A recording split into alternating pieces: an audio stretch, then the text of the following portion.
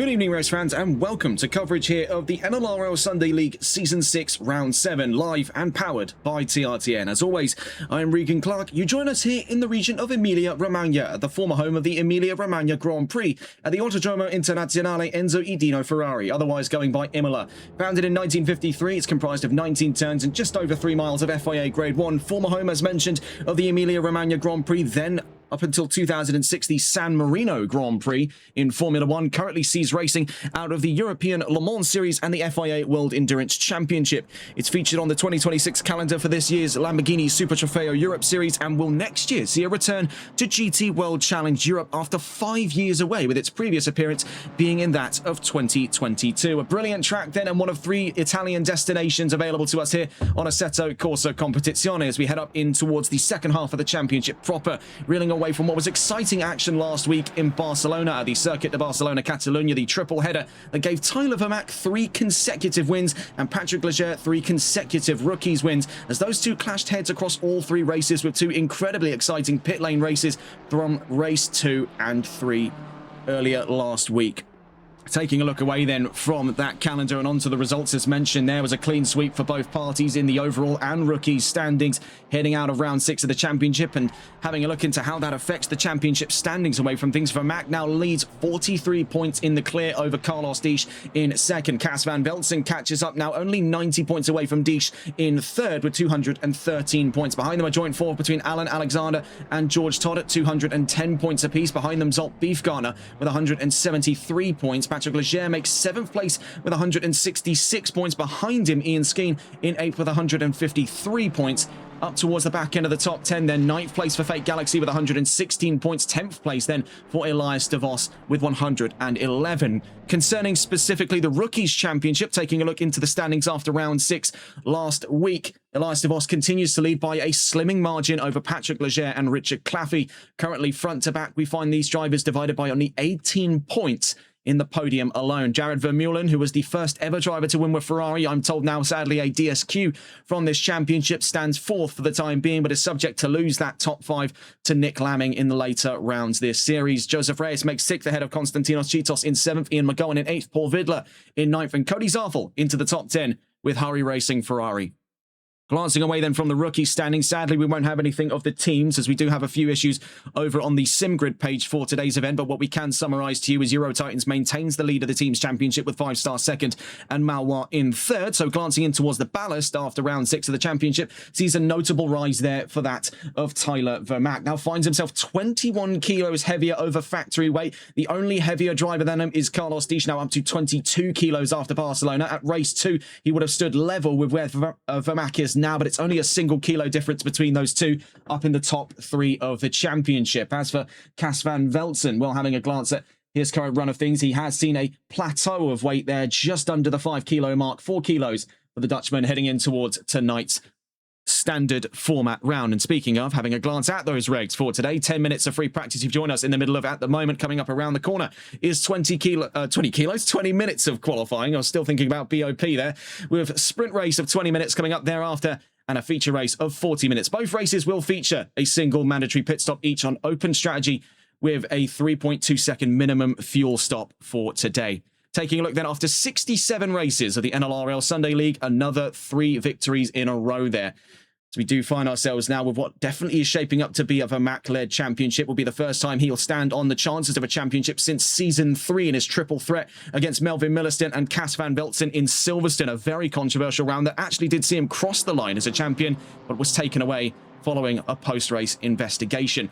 Glancing in here with one of several new drivers, this is Marcus Melgren in the number 933 BMW, and as we mentioned, one of a number of brand new drivers to the grid. We see a notable number there of silver placards. Those are reserve drivers. We see Eric Sprott also with BMW, Kevin Baum with BMW as well. We see what I can only assume is a relative here of Kevin Baum. This is Valentino Baum with the number 37 Ford Mustang. Another new driver then, one that we have seen in other championships. This is Dimitri McLeon in the number 3 Mercedes. He joins us here for this round of the championship, and we can see so far then at the head of the field, it's a Ferrari 1-2 in the early stages of free practice. Now a 1-2-3 with Declan Anderson across the line a moment ago. And having a glance into BOP for today, take a lot of this with a grain of salt, of course, with the success ballast coming in for quite a fair few drivers. Bentley still continued to see chief advantage, 17 kilos off of the Continental for tonight's round. Nissan with 7 kilos off, Aston Martin with 2. Same story for BMW. Net neutral weight for the V10s, Audi and Lamborghini alike, with Porsche and Mercedes 7 kilos heavier, 8 kilos on for McLaren and Ferrari. Ford with an 18 kilo ballast in tonight's event. We see McLeon across the line there to second. Currently 4 times set over the course of free practice today. A notable number of drivers absent from today's event, as there are a few calendar clashes for some of our pro drivers. But what we still see here is the current championship lead, and looking to extend that lead here is Tyler Vermaak. We also get to see last season's drivers champion, Cas van Velzen, back on the grid as well with us today, looking to try and close in that gap to his teammate Carlos Disch, the rookies champion of last season as well. And it seems to be, for today's event then, a rookie-dominated grid. More rookies than there are routine drivers for today's event. Does give us a fresh set of faces to study. Making our way then through on what is currently 2.5 minutes left to go of free practice. Sadly, no scope of qualifying predictions for tonight's event due to insufficient number of entries and data for the Simbot predictions there. So we're not really coming into this with much of an understanding of the scattered bits of data we had. It was worth keeping an eye 4 times out of, notably, Vermaak. But it's also worth keeping an eye out for Beefgartner as well. See here for Nick Lamming. We spoke about him in the discussion of the rookies. He is going to be seeing further positions today after this round of the championship. 2 races to contend with. Van Velzen across the line fastest there, 141.597 for the number 1 Euro Titans Porsche. We do note as well, Alan Alexander seems to be an absentee, and we do know for quite a few cases we have a few drivers that sadly won't be with us for tonight. As mentioned, there is a calendar clash with another series, but for what we have at the moment, still looking up and positive. More than 20 cars in attendance for today's event.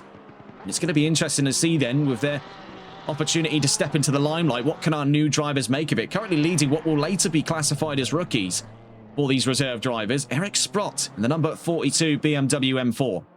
Second in the session here. Of course, there is still the anticipated time by Tyler Vermaak. We do see he's on his way through Tosa here at the end of free practice, heading in towards qualifying in a moment's time. That, of course, to set the stage for both races to follow, sprint and feature alike.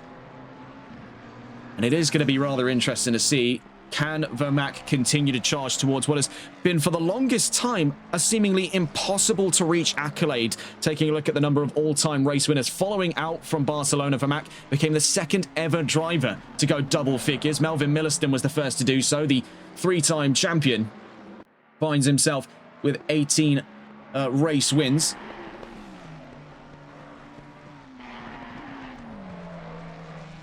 Actually, just double checking there, I'm pretty sure you'll have to forgive me on this one, because it has been quite some time since we've discussed the championship. No, 2-time champion. My mistake there. Thought there was an extra season involved. No, we're not in Season 7 just yet. We will be there, though, in a few weeks' time. Only a few more weeks left to go then on Season 6. And could Tyler Vermaak finally thwart the mistakes of Season 3 and see himself to a Drivers' Championship? He will be the first driver to do so for 5-Star Esports, with previous entries seeing wins from Christian Lebay, of course, for Maloir Racing, what later became Maloir Racing. At the time, Lebay was acting alone as a sort of privateer in Season 1 with Aston Martin. Jason Bush, who we know as part of the TRC America lineup, at least during the time of his activities in Season 2. You see Sprott 2nd fastest at the end of free practice here. It is looking rather exciting for this one. Melvin Milliston did 2 seasons on the trot with Velocity Racing, even took Velocity to a team's championship all by himself. And last season saw Cas van Velzen take the first ever Drivers' Championship title for Euro Titans, with the team following suit in Season 5's Teams Championship, and the rookies, courtesy of Carlos Disch, following a mid-season signing away from 5-Star. It looks to be the story of redemption then for the American team, and the South African talent, currently 3rd at the end of this session, still leads the championship north of 40 points clear to Disch, last season's Rookies' Championship winner. And at the end of this session, it's Cas van Velzen fastest. And there we see across the line. Now, that is quite the shocker. Eric Sprott, new driver to the field, one of a number of new reserves, fastest by 178 thousandths of a second, 141.137. At the end of free practice, heading up in towards qualifying. This could shape up to be a very interesting chapter ahead of us here in the NLRL Sunday League, powered by TRTN. We wait then to see nearest to the line, I believe here, the number 599, TSRC Esports' Zolt Beefgartner. Across the line there, third fastest, so a very solid outing here from the 599. Beefgartner has been an inseparable asset to Lexus as we head up in towards qualifying.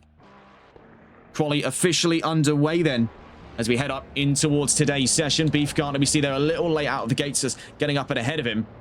Heading up onto the track there, I believe just down in front of him was that of Declan Anderson. Yes, we see here he actually moves over to allow the 599 on through. So leading our session into qualifying today will be the number 599 TSRC Lexus, as we see the number 420 of John O'Driscoll following to suit there, disqualifying himself from the session. But he will find himself rather lonely at the back of that field in the absence of his sort of back row bandits comrades, Kieran Rodd and Alan Alexander.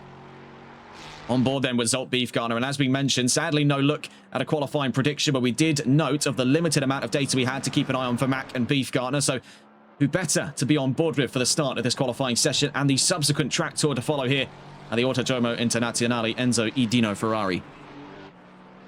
What has become one of the de facto endurance racing hubs in Italy, seeing both racing, as mentioned before, from WEC and the European Le Mans Series under the 6 hours and 4 hours of Imola.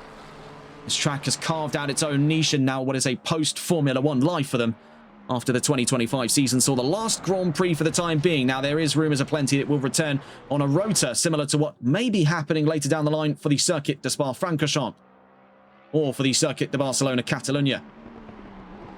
Only time will reveal the answers to that one, though, but nonetheless, a great track here for today's round of the championship. 2 races up for grabs, several more further down the line, with our next trip heading to the land down under in Bathurst, New South Wales, Australia, the Mount Panorama circuit for a 90-minute race under endurance regulations. Then we head to the Red Bull Ring for one more standard race, and then the season finale over at the Autodromo Nazionale di Monza. So one of 2 Italian trips for us this season. We start off here in Emilia-Romagna. We'll head further in towards Monza at the Autodromo Nazionale di Monza at the end of this season. A triple header to get us to the end.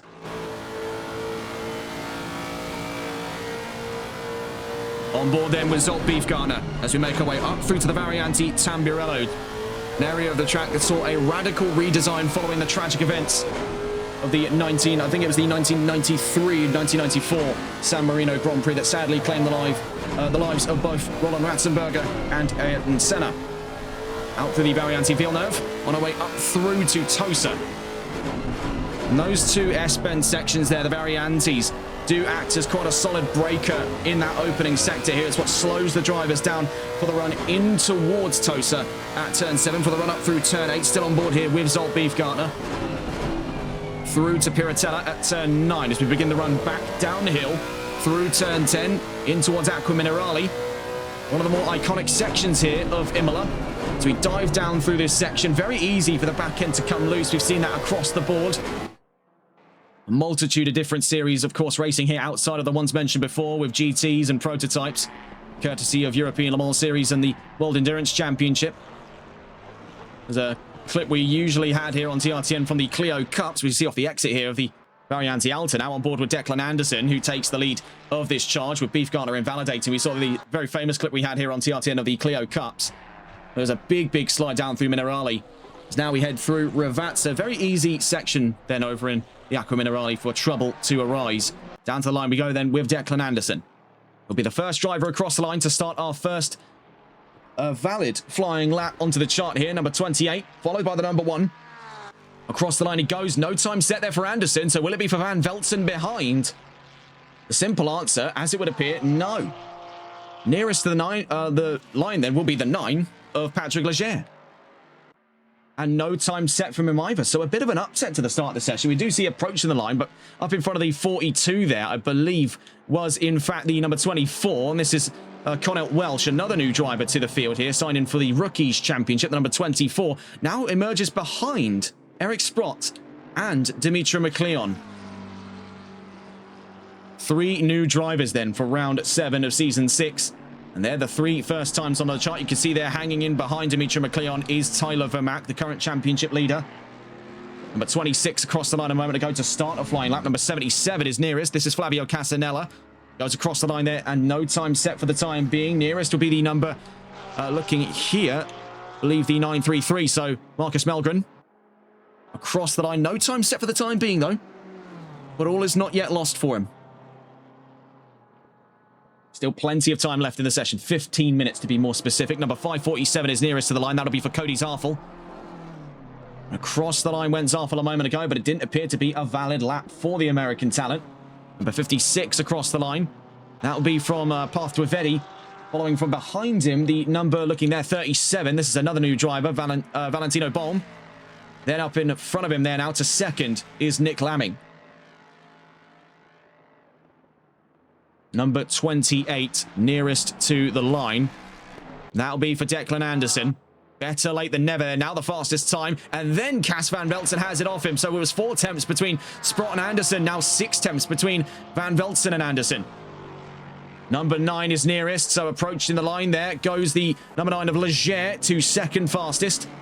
Looking for another Rookies Division win. But of course, as we spoke with him last week in Barcelona, he's very hungry for an overall victory. And while he likes being on the side of history here, he doesn't like being on the bad side of it, in his words.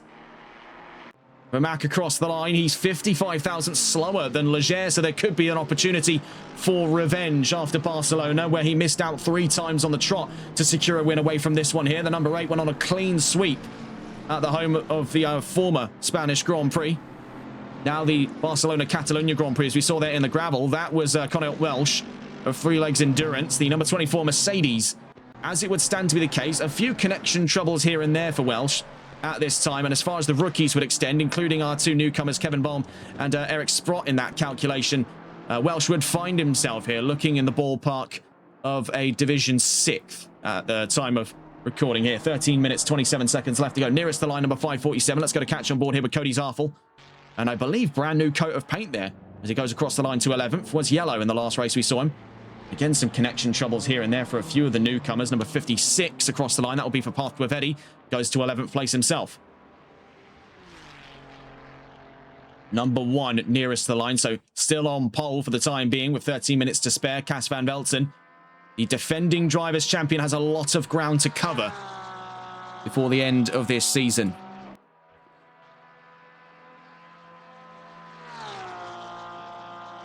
It has been quite the rocky last couple of weeks for him. That double DNS in Barcelona race 2 and 3, 24th in race 1, didn't really sit too well with him, and it's denied him quite a fair deal of points. He's 90 points away from that of Carlos Deschamps second. And in terms of the lead of the championship, he's a staggering 133 points from Tyler Vermaak at the lead of the championship. Leger now fastest by 4 attempts. Vermaak third, Beefgartner fourth. O'Driscoll, the last of the maintained drivers, or the pro drivers as we sometimes call them, will start from the back, adhering to what has been the long-standing tradition of back row starts. Now, of course, we did get word out of him as to why he does this on such a routine basis. And to summarize what he told us, now this is a bit of paraphrasing, so not precisely the wording, but just as we've been able to chain it all together, was a case that he'd much rather start towards the back of the field and meet everyone else on the grid on his way up through it over the course of a race than start towards the front and have a, by comparison, more boring race with fewer overtakes. Well, we can definitely encourage the enthusiasm towards racing. I think in the case when we see with both Rod and O'Driscoll and Alexander is, I think, somewhat of wasted talent on this grid, because they definitely, and already demonstrated in Barcelona, they have more than the capacity to qualify in the top 5. And we saw that out of O'Driscoll. He's got more than enough of the pace. It does make you wonder where their heads are at, all 3 of the back row bandits, as it would be, now that they are up to a triad of members with the recent introduction of Alexander. As to sort of where their headspace is at, are they really all that fussed about championships? Well, you can see another driver here that was quite vocal in the last couple of months surrounding the end of Season 5 and Season 6. That he wasn't necessarily fussed about championships. He wasn't interested in pursuing them. He didn't want to be considered in the conversation surrounding them. And we've said this on multiple occasions. It's very difficult to justify that point when you lead the championship by 43 points, such as the case here for Tyler Vermaak, the number 8. Down to the line from 3rd. Where does he find himself? Across the line. Still in 3rd place halfway through the qualifying session so far.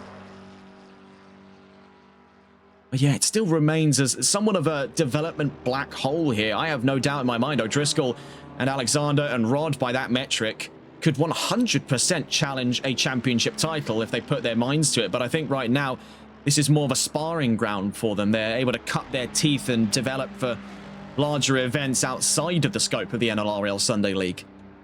But it does make you wonder, somewhere out there, there's an alternate universe where this driver could have been a multiple-time champion. We see now back on board here with Cas van Velzen, who is on the climb back up to second in the championship here. It was, as we mentioned, quite a bad time for him in Barcelona to miss out on so many points. It's what's put him at quite the distance now, the country mile between himself and the leading two. And while tonight's points distribution wouldn't have it necessarily on the cards that Van Velzen will have second, he'll be plenty of steps closer by the time we head to the extra points round in the endurance race next week in Bathurst. So he's definitely setting himself up for a last couple of round charge here, but it still remains massively up in the air on whether or not Van Velzen can pull through to another championship title. He will certainly get close to it. And right now, this qualifying session definitely does put that on the table for him at this time. He's up and ahead of Vermaak by about 0.2 of a second. That's now an extra position when one includes Declan Anderson, having recently gone to third and second in the rookies. And I think we see a lot in Leger and Anderson that what we saw last season in, for example, Galaxy and Dish. They were later entries, sort of spottier appearances, as across the line there goes Vermaak to second, now ahead of Van Velzen. But back on the conversation here, we definitely see it with Leger and Anderson, the chances for rookies championship titles, especially in the case of Leger, because he is now only 10 points away from that lead. It's certainly a chance here. Leger could walk home with a rookies championship in the next couple of weeks.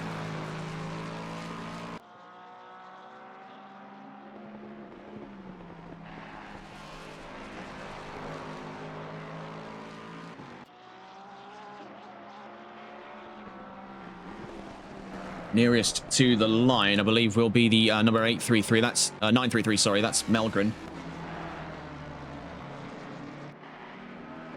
And the 813 was across the line a moment ago. That was Luca Tamburini of ITAM Racing. And he told us earlier on today that that's that first word there, it's a nickname of sorts. I think he is what he told us. It wasn't an acronym like we originally assumed. So ITAM Racing's number 813.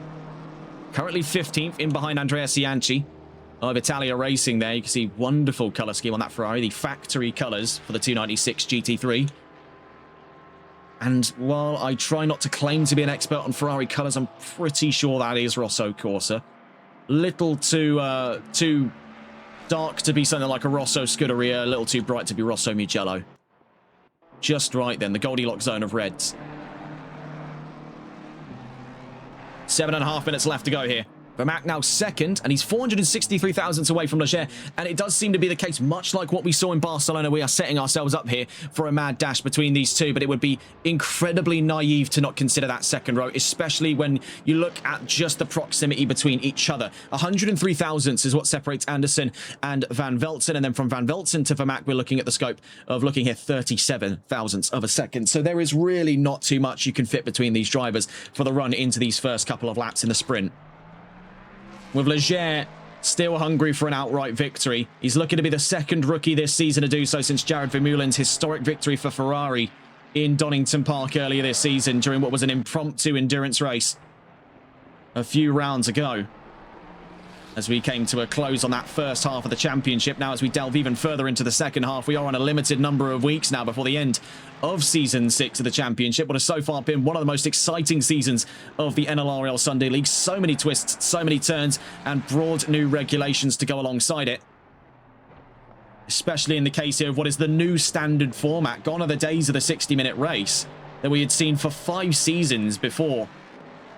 Now is the era of the sprint and feature, and it's so far worked out quite nicely for the drivers. It's given them double the point scoring opportunities per event. It's also given them, I'd say, a little bit more time to develop on a week-by-week basis.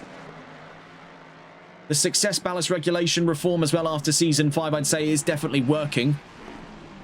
A lot of drivers still don't particularly agree with the regulations, but I would say of what has been done to them so far, rather than just wiping them out completely, which would have been an option for race control to explore, but instead of doing that, they made it exist first, made it better later, and that was the sort of running theme here for the recent changes of the Sunday League. It was a lot of experimental ideas that we wanted to throw into Season 6 without it coming across too jarring, and I think the reworks to a lot of the stuff that has gone on in the last couple of weeks has been really quite solid for the championship indeed. 5.5 minutes left to go. Leger still fastest, gearing himself up for another run here at Imola, but up in front of him, the number 87.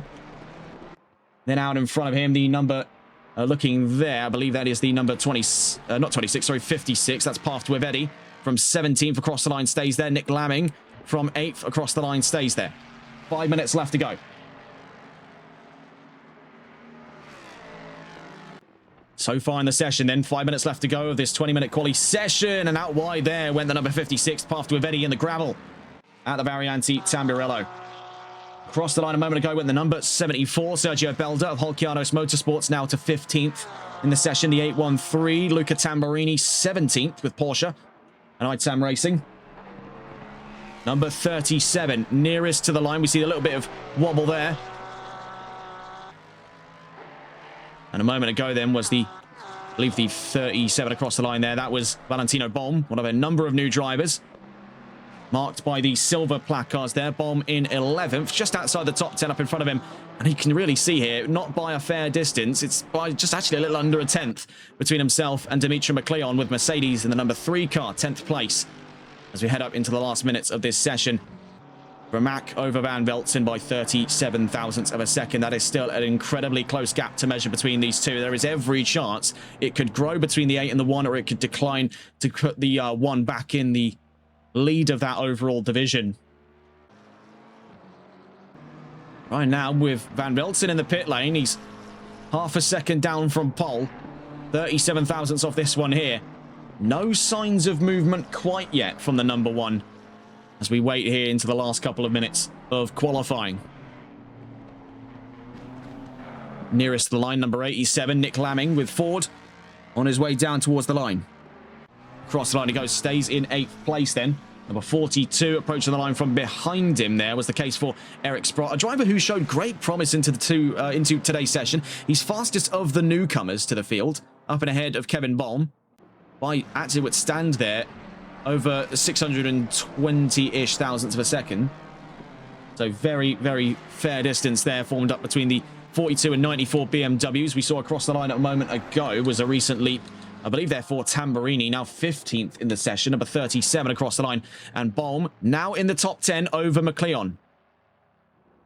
Solid hustle there for Valentino Bolm.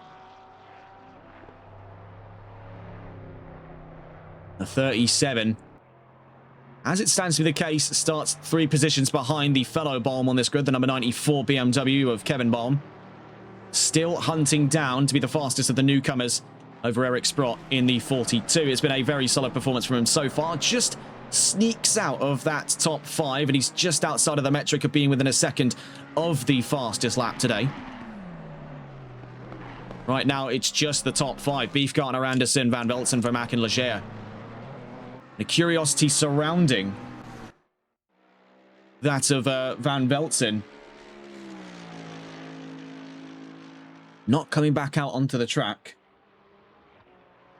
with 2 minutes left to go.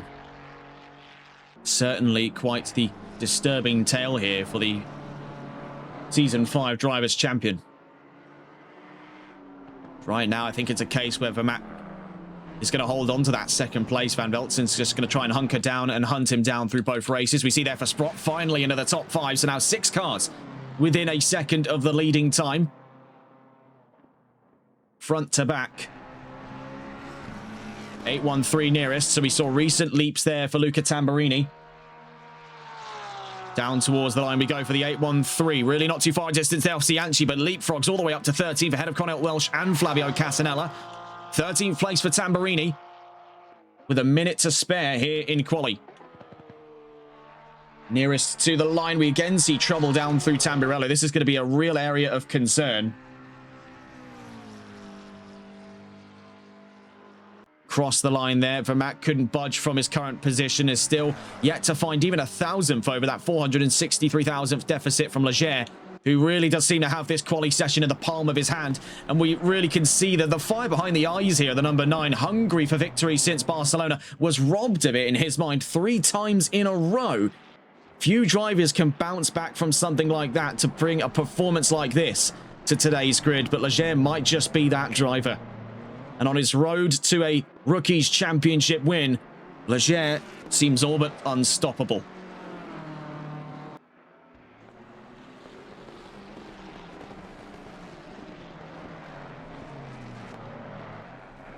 With 17 seconds to spare, our timers are a little bit on the slower end, so the session could end a little sooner than this. Down towards the line we go. I think it is going to be a case, though, for Leger. He will have just enough time here to go across the line and into one more fly, but it really remains the case on will he do so. Down across the line there, stays in the fastest time of the session at the end of qualifying. Heading to the line then to end their session. The first on track here will be that of Luca Tamburini out of Ravazza.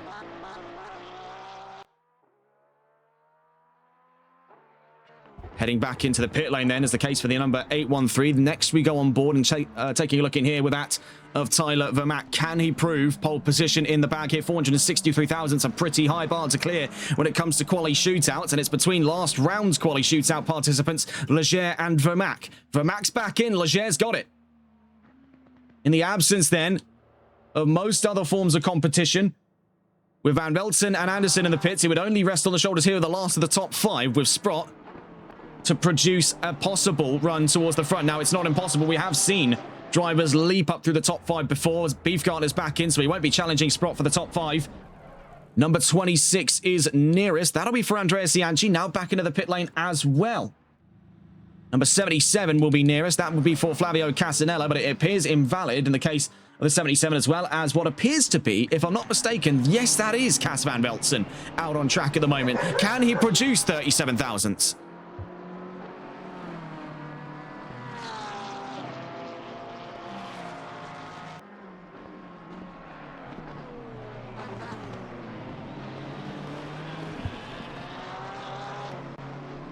Making their way down through Ravazza on their way to the line. Then Van Velzen, can he find 37 thousandths of a second, or is it going to be into the pit lane? It looks like it's going to be the former as opposed to the latter, with Leger, as it would appear, right behind him. Down to the line goes Van Velzen. Can he find it on the end of this session? No. Being the short answer. Third at the end of quali, but still very, very close to Tyler Vermaak. And on pole for round 7 of the championship, Patrick Leger in the number 9 Mustang. A brilliant performance then. A solid reboot of what things were like for him at the end of Barcelona. Definitely a way to lift the spirits here for the number 9. Right up and alongside Cas Van Velzen. So as it stands, rookies and overall pole position goes to Patrick Leger. That's his second consecutive pole since Barcelona. The question remains, with less than the 3 races than what we had in round 6 of the championship, a sprint and feature to contest with over the course of today's event, will he find himself any more fortunate against Tyler Vermaak, still riding on the high of a 3 in a row, a hat-trick of victories over in Spain? Only time will reveal the answers. We head up in towards the sprint in a moment's time. Having a glance over at the regulations for today's event once again reveals 20 minutes of racing to follow here in a moment's time, as the grid has already formed up. And then later after that, a 40-minute race in the feature, both of which featuring a single mandatory pit stop each on open strategy, a minimum 3.2-second stop in the pits for fuel. Bar that, an open-ended strategy. And before we head on to the grid view today, a quick run through the articles of news. So spoilers ahead for those who have not seen either the Shanghai E-Prix or the Formula 1 British Grand Prix. And with that out of the way, taking a look into the news session today, Charles Leclerc wins the British Grand Prix and brings Ferrari, I believe, what is their first win since 2022 in Silverstone, from Carlos Sainz back in the 2022 British Grand Prix. A very solid result for Ferrari, a great outing today. And I'm told as well that Lewis Hamilton will now hold on to his position following an investigation after today's race. We were told that that otherwise would have took him, I believe, off of the podium in Silverstone. So he will hold on to his ground, as according to reports submitted to us today. Taking a look at the other articles of news in Formula E, Pascal Wehrlein and Lucas de Grassi win in the Shanghai E-Prix that had to be shifted around due to inclement weather over the course of this weekend. Our last article of news comes from Aston Martin. Of course, we talked about this a few weeks ago. Was this mysterious Aston Martin spotted at the Sywell Aerodrome in Northamptonshire? This bizarre-looking vehicle that looks eerily reminiscent to the Batmobile has now been spotted testing in Portimao and has allegedly, taking this with a huge grain of salt, set a 1:24, putting it comparable to times in Formula 1. The rumours may very well be true. Aston Martin is looking to build the fastest lapping car ever made. More information hopefully to follow by the end of this year, but this project has been very, very under wraps. Aston Martin themselves have even yet to formally classify it. As far as the world knows, not even Aston Martin will verify if this mysterious machine even exists. Scary stuff indeed. And with a minute left to go before the start of the sprint race here as we head on towards the grid for Season 6, Round 7 of the NLRL Sunday League, powered by TRTN. Patrick Leger on pole position here, his second time out since that of Barcelona. Tyler Vermaak makes second place with Cas van Velzen in third. Declan Anderson in fourth with Eric Sprott, one of the newcomers to the field, fifth place. Up and ahead of Zolt Beefgartner in sixth. Kevin Baum in seventh, ahead of Nick Lamming in eighth. Joseph Reyes in ninth, and Valentino Baum rounds out the top 10. Dimitro McLeon in 11th place, ahead of Vladimir Malarex in 12th. Andrea Cianci in 13th, with Luca Tamburini in 14th. Connell Welsh in 15th, ahead of Flavio Casanella in 16th. Cody Zarfel 17th, Path Eddie in 18th. Marcus Melgren in 19th, and John O'Driscoll starts in 20th. 10 cars on either side of which for the start of Season 6, Round 7. On board then with Patrick Leger as we head on in towards the formation lap. The low hum of that 5.4 litre Ford Coyote V8 engine, Ford Performance's finest assets for the 7th generation Mustang. So far, took them back-to-back in the last fortnight of racing, including today, to pole positions for this one here. But can he elevate himself to an outright race win, one that he hunted down so feverishly over the 3 races in Round 6 last weekend? Let's find out. On board with Patrick Leger as we head on in towards the formation lap. A slow getaway there for Leger, following alongside him then. A hat-trick of wins went to that one alongside him, the number 8 of Tyler Vermaak. Now 11 wins in his career here on the NLRL Sunday League, second ever driver to go double figures since Melvin Milliston over his 5 seasons in competition, of which yielded 2 consecutive Drivers' Championships and a Teams Championship all by himself.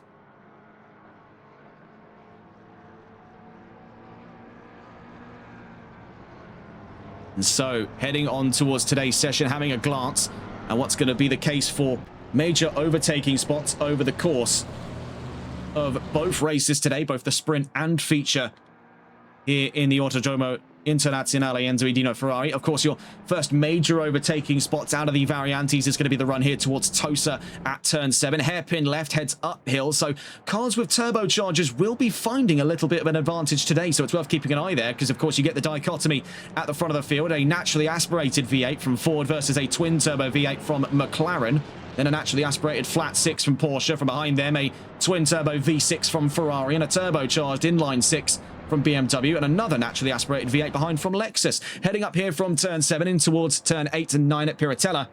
Another overtaking spot is going to be the run out from the Acqua Minerale section up towards the Variante Alta, but this one far more precise in its nature compared to Tosa. Far tighter area of the track. You really do have to be assured of that position right up alongside and pray your opponent yields before you do on the run through that perilously sharp double header at the Variante Alta. Ravazza, another major overtaking spot, far wider than Tosa or the run from here at the Acqua Minerale up towards the Variante Alta, as that will give us another great and healthy opportunity for the drivers to go side by side. But it is worth noting it tightens up past that first section of Ravazza, opens back out upon the second part. So in between those 2 corners, down at turns 16 and 17, 17 and 18, I should say, on track, it is very easy for drivers to get a little too handsy and bump each other out sideways, as we've seen on multiple occasions.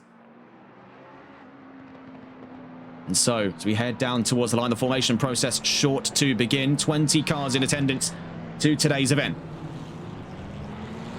A smaller grid than last week, but with a notable number of drivers not available to make it today due to conflict in their calendar. Hopefully we'll be seeing a much livelier grid for the run in towards round 8. That's not to say we aren't presented with one today, as we do see it is going to be the continuation of the rivalry that happened in Barcelona between these two on the run down towards the line as we head up through Ravazza here for a moment.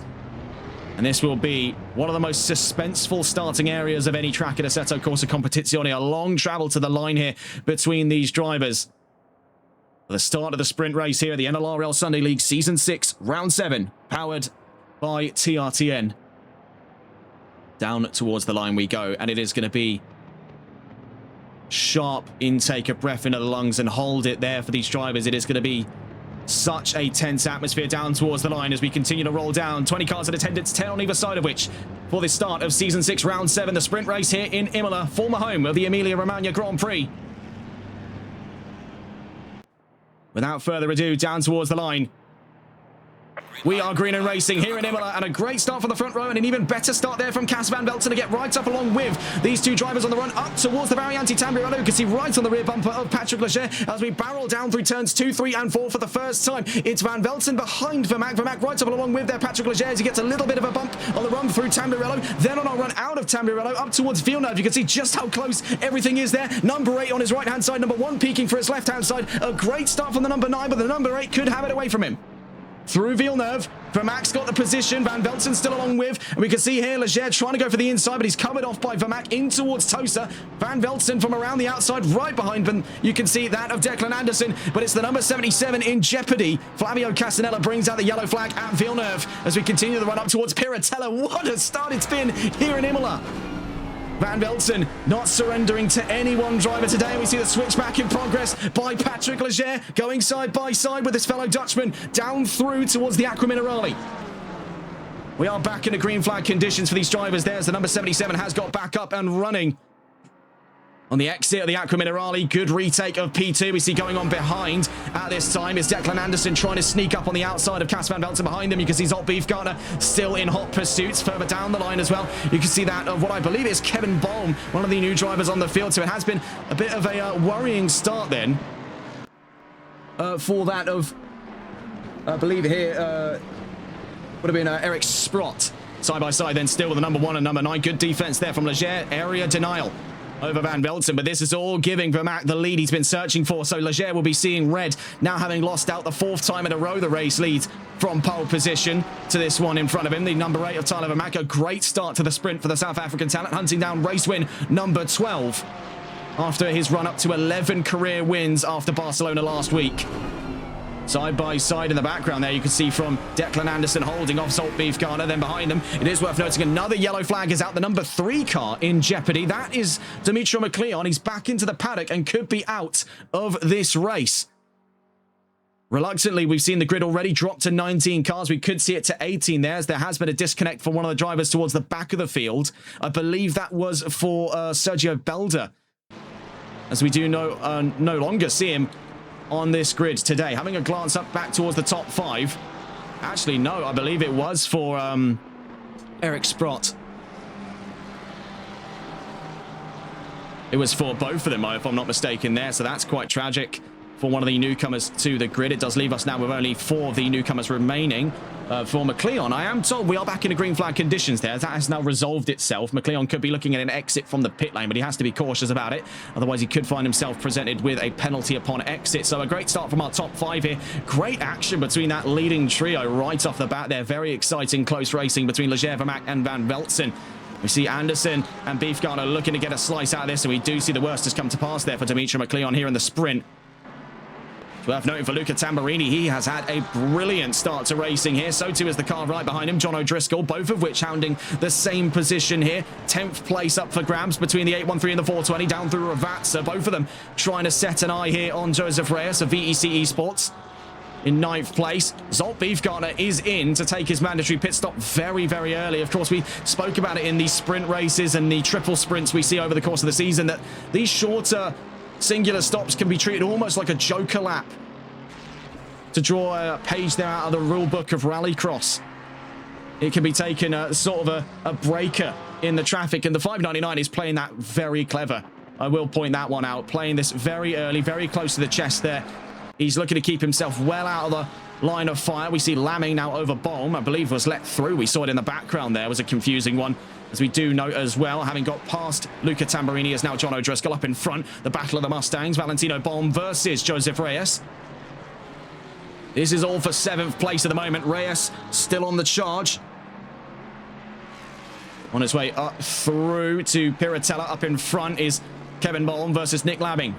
Up front, Leger is closing on Vermaak. In the last interval was just under 0.3 of a second. The Mustang charging up towards that McLaren. You can see him peering over the shoulder of the number 8 in towards the Variante Alta. These two have revelled in a brilliant, brilliant start. You can see already distinctly pulling a line away from Van Velzen, who now settles into what could be a fight for the podium along with that of Declan Anderson. Any slip up out in front, though, is going to be to Anderson's gain, especially if it pertains to that number 9, because that could see him to a Rookies Division lead. Let's go back on board, though, to see in with Patrick Leger, who looks to begin the charge up towards the race lead once again as we drop in through the first 5 minutes of racing. We did note that number 56 momentarily brought out the yellow flags at the Aqua Minerale, but we are now cleared of those. Number 1, Van Veltsen, now into the pit lane, so he's our second stop of this race after Beefgartner. Watching here with Leger for the fight of the race lead. In through to turns 2, 3, and 4. Trying to sell a bit of a dummy line here to Tyler Vermaak off the exit of Tamburello in towards Villeneuve. He's looking for the inside. You can see he's got the run there. He will have that look on the inside for the start of Villeneuve, but not to the exit. He'll be to the outside, so he's looking to go for a more aggressive exit, and that was textbook from Leger to put himself side by side, but he's a victim of his own success as he's on the outside at Tosa. He can't switch back from here. He's just going to have to hope that McLaren slips up again to present an opportunity as rich as that one. Leger and Vermaak, a tale as old as what has been, what now, 2 weeks. And a stop-go 30 for Cas Van Veltsen. Disaster in the sprint. An early stop already calculated there by the Dutchman has now come apart at the seams as he's been dished out with a penalty for speeding in the pit lane. This is going to be wonderful news for Zolt Beefgartner. That's an extra position up for grabs for him after playing that earlier strategy to a T there. But it's all come by the wayside for Van Veltsen. All is not yet lost for him, though. Points are points, and any points today will be one he drags ever closer to Carlos Diesch in second in the championship, currently absent from tonight's event with Audi. Leger now 0.6 of a second from Vermaak. We'll catch on with these two a little later on as we take a look down the field to see ongoing fights here. This is one between Andrea Cianci and Vladimir Malarex. Further up the line, there is an ongoing fight between Valentino Balm and John O'Driscoll, who recently got up by him. Now sticks his head in between the fight of what was originally Balm v Reyes for 6th place. Actually, originally 7th before the pit stop run by that of Cas Van Veltsen. Patrick Leger is in. So a series of earlier stops now puts Anderson in the rookies lead. Balm is in, that being Kevin Balm, the number 94. As for Valentino, he stays out.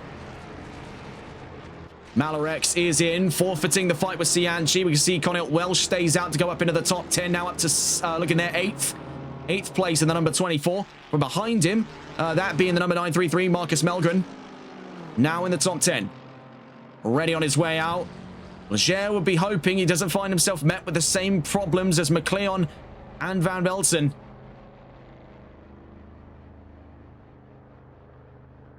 That slow crawl down to the line, the anticipation of possible consequence here. Leger out from the timing line, and he's got that one nice, neat and tidy. He re-emerges onto the track just up in front there, past Dwevedi, but Dwevedi's got the momentum to get out past him on the run up through turns 2, 3, and 4. Dwevedi up to 13th. That'll actually be 12th place there when one considers Balm in the background, the 599 right along with. Worth noting there, that's provisionally 2nd place he's staring at the back end of on that number 9. Already looking to put some challenge here on the number 56 of Dwevedi, down through Villeneuve, trying the same move he did on Vermaak, but was plenty more successful there after Dwevedi took 2 wheels onto the gravel. Through Tosa he goes. No word yet from Vermaak, but it's likely a case, now having seen the reaction from the number 1, the 599, and the number 9, that number 8 could be soon into the pit lane. Number 3 has been disqualified from this race by race control. Dimitri McLeon out of the sprint. We see exiting the pits, having served his stop go, was Cas Van Veltsen. As Vermaak stays out, Anderson follows. Lamming is in. We see Reyes and O'Driscoll on their way down towards the pits. Both of them come in, but O'Driscoll juts out wide, staying out. I think he was going to try for the undercut, but seeing that Reyes was already in, he thought, well, I'm going to try for the overcut now. And that split-second decision nearly caused a collision. We see him there rejoin. Up in front of him there was Cas Van Veltsen, 18th in this race so far after his troubles with the stewards. Also in the pit lane at this time, Cody Zarfel of Hurry Racing. Casanella, I believe, there stays out. So next in on consideration will be Path with Eddie. It's worth noting, Lamming's already on exit. Making his way onto the opening straight there is Patrick Leger. Dwevedi stays out. Beefgartner having got up and ahead down at Ravazza. So plenty of positions on the rise here for these two.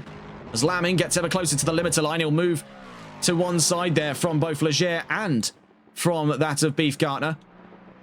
Up at the front of the field, Vermaak now finds himself off by his lonesome. 2.1 seconds in the lead over Declan Anderson. John O'Driscoll's up to 3rd. A stop go for Joseph Reyes. Trouble for the VEC Esports number 58. This has been a major talking point here over the course of this event. Multiple stop-go 30s. First was McLeon, then was Van Velzen, now is Reyes. A concerning sign indeed there. We are halfway through. Keep pushing. As you heard it there, halfway through on race 1. The sprint race here in Season 6, Round 7. Vermaak stays out. Looking at it here, Anderson is in. O'Driscoll will be next on the cards. We'll see what he chooses to do. He had a great start to the race here, having started from 20th on track. Now finds himself staring down the sights of a podium right now, but he'll move up to second for the time being. Still yet to have come to the pits himself. Valentino Balm, one of the new drivers on the field for round 7, is in. Andrea Cianci into the pit lane as well. Connell Welsh looks to stay out there with 3 legs endurance. On to lap 6 of the race we go then here in the sprint. The feature coming up around the corner here in Imola, so don't go anywhere after today's race. We still have one more to play with before the end of Season 6, Round 7. Anderson off the Jackson on his way out, so very quick stops here in the sprint. And what I think we could definitely see, because bear in mind, the grid for the feature will be the same as the one for the sprint, so that qualifying session will reset a lot of the misfortunes there for some drivers further down the line. Notably was the case there for Cas Van Velzen. We see him side by side with Cody Zarfel, now up and ahead on the run through to Piratella. And we see it was a nudge from behind. Van Velzen's in the gravel. Hit from behind there by Cody Zarfel. Van Velzen will not be the most happy here in the sprint race. His opportunity to start putting some pivotal points in over Carlos Dish thwarted by the efforts of the number 547. A bump there down through to Piratella. That's trouble. Big, big trouble indeed.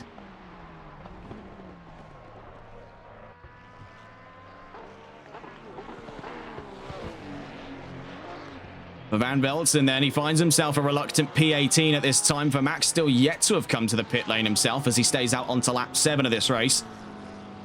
Curious stuff indeed.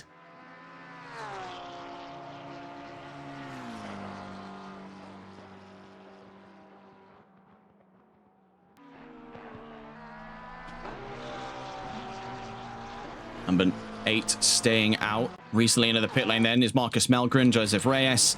And as it would appear to be the case, yes, that is Eric Sprott. Back on the field. Number 42 is back in action here. We thought him out of this event, but 42 is back. 7 laps down, so it was a disconnect there for Sprott, as predicted from before.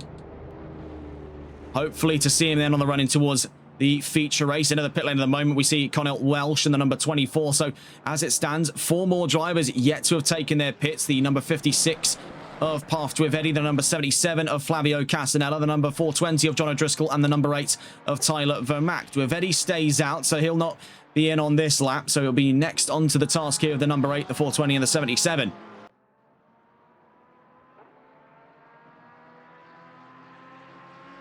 Up in front there, you can see that is the number 813, ITAM Racing's Luca Tamburini. Off the exit of the Varianti Alta. The sprint race has certainly thrown quite a wrench in the works there. Quite a fair few penalties has scattered the grid around, and what otherwise could have been much closer racing following on from what was a brilliant start to the race in the opening 5 or so minutes. Strategy quickly stepping into the way now. That hopefully won't be much the case in towards the feature, where the drivers have plenty more time to work with here. With only 20 minutes involved in the sprint race, it is often the teething stage for wider strategies over the course of the standard round format. Looking further down the line, does reveal here a 3-way battle. Welsh, Malarex, and Bohm.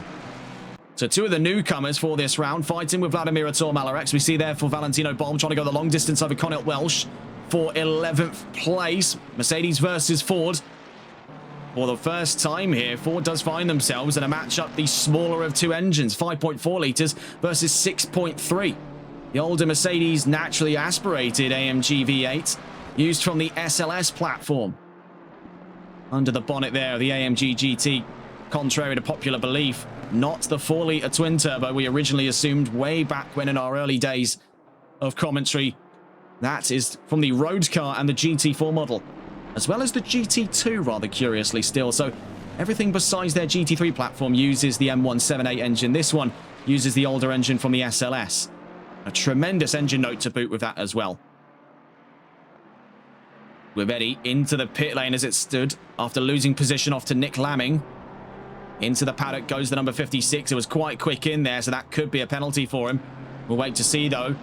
Off the exit of the pits, Valentino Balm versus Conor Welsh for 11th. Soon to be the fight for 10th between the Ford and the Mercedes. Down the opening straight we go from turn 19 and towards turn 1. And with the run on the Mercedes, he'll be gunning for the inside, but what does Welsh do to try and defend that position away? He holds to the racing line, going for the inside, but ultimately backing out Valentino Balm. Last of the late breakers was the Mercedes of Conor Welsh, still holds their ground through turns 2, 3, and 4. Behind them is Andrea Cianci, closing in hot for the fight of 10th place. Flavio Casanella, recent trouble for the 77, and who else was involved in that incident? The 58, as it would appear, of Joseph Reyes. He gets back up and going after Piratella, but look at the recent state of affairs there for Flavio Casanella, getting passed up there by Declan Anderson before the Variante Alta. McLaren in more trouble again. Was at the epicenter of viewer attention after being the stoking point of a major incident that took Cas van Velzen out of what could have been a race win in Silverstone at round 3 of the championship. Into the pit lane is John O'Driscoll. 4 minutes left to go. Closest fight on track. 3-way split. Cianci, Welsh, and Balm. Balm getting the move on Welsh. Cianci looking to follow. On the inside, last of the late breakers. Have they overshot? No, but it looks a bit perfect. Run into the Variante Alta there by the Ferrari at their home race. Speaking of Ferraris, the 420 now on exit from the pits, but let's stay on board here with Cianci v Welsh for the fight of 11th place. Down towards Ravat, so the Ferrari late on the brakes. The Mercedes was a little earlier there to play things a little more hesitantly. Doesn't want to get into any more pranks today. So far, so good. Casanella in the pits. This is going to be a long stop for that 77 to repair damages here in the sprint. So that is, by looks of things, going to upgrade Conor Welsh to the top 10.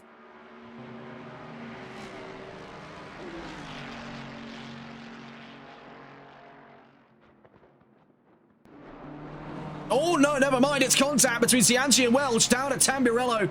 Big trouble between the pair of them there. We watched with bated breath in towards that section of the track. Following on with them here on the replay. So you continue to see the live footage in the bottom right-hand side, but watching there, heading up towards, was going for the inside. It was a loftier run of things. Was there ever the chances for Welsh to make that corner? The angles aren't the most revealing, but it didn't look likely for the 24. Now into the paddock. During this time, and a lightning fast stop here for Tyler Vermaak, trying to keep his distance over Patrick Leger. We find ourselves at a stark mirror match to what we saw in Barcelona, but this one seems to have a much more direct conclusion. Number 8 about to hit the limiter line as the number 9 crosses through turn 19. It's not as close as it was in Barca. But running out through turn 1, you can see just off in the distance will be the number 8 McLaren. You can see far less momentum. You can hear the sound of that 5.4 screaming up towards him in the foreground. Casanella still in the paddock, looks to drop from the top 15. It's worth noting for Reyes, another penalty for the number 58. It has been a brutal 20 minutes for him here as we close in on the last minutes of the sprint race here at Season 6, Round 7. Vermaak holds his ground to the race lead. Leger second, Beefgartner in third, Anderson fourth, O'Driscoll in fifth. Lamming 6th, Balm 7th, Malarex 8th, Valentino Balm in 9th, Cianci in the top 10, Welsh in 11th. Definitely a lot to take in for the first race for many of these drivers. For Conor Welsh, was a bit of a nasty accident for him there. Got a little too enthusiastic on the inside on Cianci. Ultimately has lost plenty more ground than they've stood to gain with that incident. Cianci holds on a P10. For the two Balms, Kevin and Valentino, both of them looking at a double top 10 here for the first appearance to this series, so fair play to them. Well, it's been a solid entry for the 37 and 94, as it stands to be the case when they later get classified in the rookies. That will place them 4th and 6th at the end of the sprint, so very solid stuff from both parties there. Tyler Vermaak rounds on towards the last lap of today's event. Here in the sprint, coming up around the corner will be the feature here in Imola. In terms of battles, we do find ourselves scattered from any close-by battles for position. A lot of that seems to have tapered out here towards the end of the sprint. Temperature on track right now is actually on a little bit of the colder side, it's worth noting. This will carry over in towards the feature and the conversation surrounding that race. 12 degrees. It's a bit more brisk now, not anything to diabolically cold. It's not freezing here, but I would say it's very uncharacteristically cold for Italian sunshine. Nonetheless, I'm sure the drivers will see it as a great reprieve from the last couple of weeks where their tyres were beaten to a molten pulp. The searing Spanish heat. At the end of this race, then, we're on the last lap of the sprint. For Patrick Leger, he's reluctantly 3.2 seconds in behind that of Tyler Vermaak. Let's go to catch on board with the leading McLaren in this last lap of racing. Currently no other fights going on during this time. So for Vermaak, it's a mad dash down to the line here to see career win number 12. That's if he can hold his nerve for only a few more corners. Down through to the Aqua Minerale. Drive-through penalty again for Cas van Velzen for track limits. He just can't catch a break. Given much the same treatment then of that of Joseph Reyes, and we do note into the pit lane went another driver during this time. I believe we do have a retiree on the last lap. Yes, it's no, never mind. It was Sprott and McLeod. Our mistakes there, but making his way down towards the line, going to catch back on board here with Tyler Vermaak, looking at career win number 12 just around the corner. After bringing himself up to double figures. Only a week ago, he was 8 wins strong. Now Vermaak, after 3 wins in a row in Barcelona, looks to keep the ball rolling for 4 in a row here in the sprint in Imola. Down towards the line, the checkered flag is out. At the end of round 7 sprint race, Tyler Vermaak wins in Imola. Brilliant performance then from the number 8, and what a start it was, though, between the number 8, the number 9, and the number 1. That I really do hope we get to see more of that in towards the feature race. Great performance then. Rookie's win goes to Patrick Leger again. So both of these drivers reveling in consecutive wins, albeit their story intertwined at the head of the field. Patrick Leger wins in the rookies in the sprint here at round 7. Great resolve then for both drivers. Zolt Beefgartner looks at a podium then for TSRC Esports. Declan Anderson on the rookies podium in the number 28. John O'Driscoll from 20th to 5th. A very solid performance indeed. One of the newcomers to the field, Kevin Baum, in 6th place ahead of Nick Lamming in 7th. Vladimir Tormalarex in 8th. Right behind him there you can see the second of 2 Baums. Valentino Baum down to the line, goes to 9th. Double top 10 for the Baums. Great result for both new drivers. Andrea Cianci rounds out the top 10 for Ferrari. 3 Ferraris in the top 10 of their home race here at the Autodromo Internazionale Enzo E. Dino Ferrari. We're better to see results like this. But I'm sure in the case of Anderson and O'Driscoll, their hopes lie further ahead in that top 5 with double the amount of racing time to their disposal in just a moment's time. We will be looking at the feature race, 40 minutes of racing over the 20 we've had thus far, where they could be looking at the prospect of podiums or even division wins. More to follow then as the checkered flag drops here. The last to the line will be pathed with Eddie. At the end of today's session to see 13th final result to come through in a moment's time. Tyler Vermaak, 4th win in a row.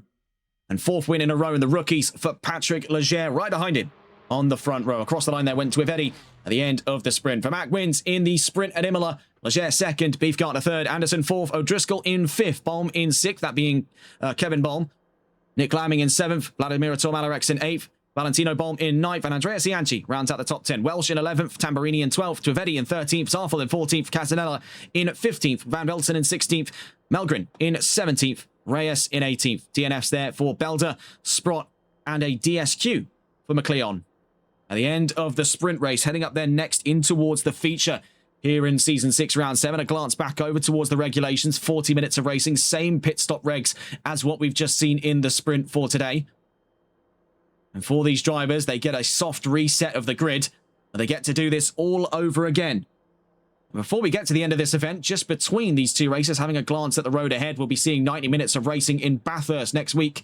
On the 12th of July, following after that, will be the same regulations you've seen today, the standard or medium-length races at round 9 at the Red Bull Ring. So a sprint and feature at the home of the Austrian Grand Prix. The season finale will be a sprint, 3 races in a row on round 10 in Monza. Looking back at the grid, then Leger returns to pole position and likely with the anticipation for far more aggressive defense right off the bat away from both Vermaak and Van Velzen. Van Velzen looking to keep himself within the white lines over the course of this race. It was quite a troubled sprint race for him, but there are still plenty of chances for points before the return of Carlos Dietz, whenever that does happen. As right now, he is away from the grid today. Anderson starts back in 4th, Beefgartner 5th, Baum in 6th, that being Kevin Baum, Lamming in 7th, Reyes 8th, Valentino Baum in 9th, McLeod in 10th, Malarex in 11th, Cianci in 12th, Tamburini in 13th, Welsh 14th, Casanella 15th, Zarfel 16th, Tvedetti 17th, O'Driscoll. As it stands there, I think that was a disconnect for the 420. as he does find himself, and I think I know what he's up to here. He wants to start as far back as he can go. He did this in Barcelona when his fellow back row bandits, Rod and Alexander, tried to undercut him by DSQing before him. That actually put them further down the field than he did. So he ended up leaving the event and joining back. I think that's what he's doing at the moment. Melgood in 19th, and then we'll see, likelier than not, the 420 reappear behind them someplace on that grid there, as it was trouble for Sprott. And it was a very solid quality performance by this one here, one of the newcomers to the field. It's just a shame how his first race has gone thus far with connection troubles stepping in the way. I see there 5-star Jupiter in chat saying that Carlos Dish is pulling a Nicky Lauda. It was, as we're told there by O'Driscoll, that was a genuine disconnect. That wasn't intentional. But he's got a minute and 35 to get back onto this grid. Otherwise, it may be a start from the pit lane for him, rather reluctantly so. Definitely a lot of fortunes he was hoping to turn around in this race. He is back on the grid, so thank goodness for that one. That got a little too close for comfort. Hopefully no further troubles there for the 420, as we saw, was 20th to 5th in the sprint. What can he do with double the time? That'll be the real question. A minute left to go before the start of the formation lap for the feature race, coming up just in a moment's time.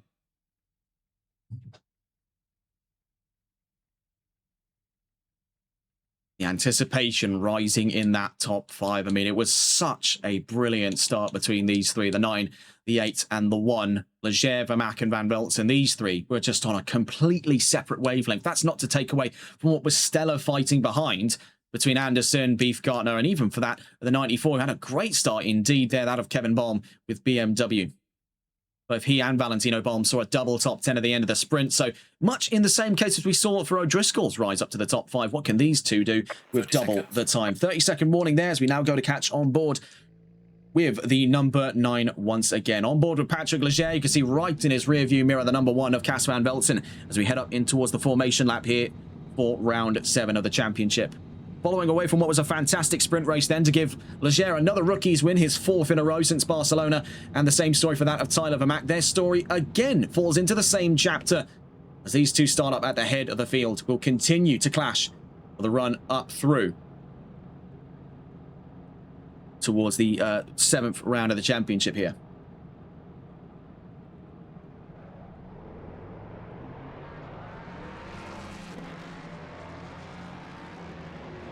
Number 9 peels away from the paddock. You see a very quick start here to the formation lap, and I think this is an effort by Leger to almost try to counter what is going to be this hold-up tactic by the number 8 McLaren. We saw it from Vermaak in the last couple of races. I think this is taking a page out of the sort of what we've seen very early in our time as commentators. This was something that was very, very rife in Formula 1 on the Codemasters F1 games. Those starting on 2nd and 3rd often formed this uneasy alliance where they would hold the rest of the grid up behind them, making the leader run way out ahead of them, ultimately not able to use as much of the time to warm the tyres and brakes up for the start of the race. And where it had limited success in F1, it has worked quite wonderfully so here for Vermaak in the last couple of weeks on the Sunday League. So if it's not broke, don't fix it. He has got a very angry Dutchman parked on his rear bumper, and I would not want to be in Vermaak's position right now when he's got 2 angry Dutchmen in front and behind, both of which with a point to prove here on the feature. Looking here with Cas van Velzen. Many drivers would crack in his position under the pressure he's been under. Season 5 Drivers Champion. Dubbed by us here on TRTN as the Flying Dutchman of the Sunday League grid.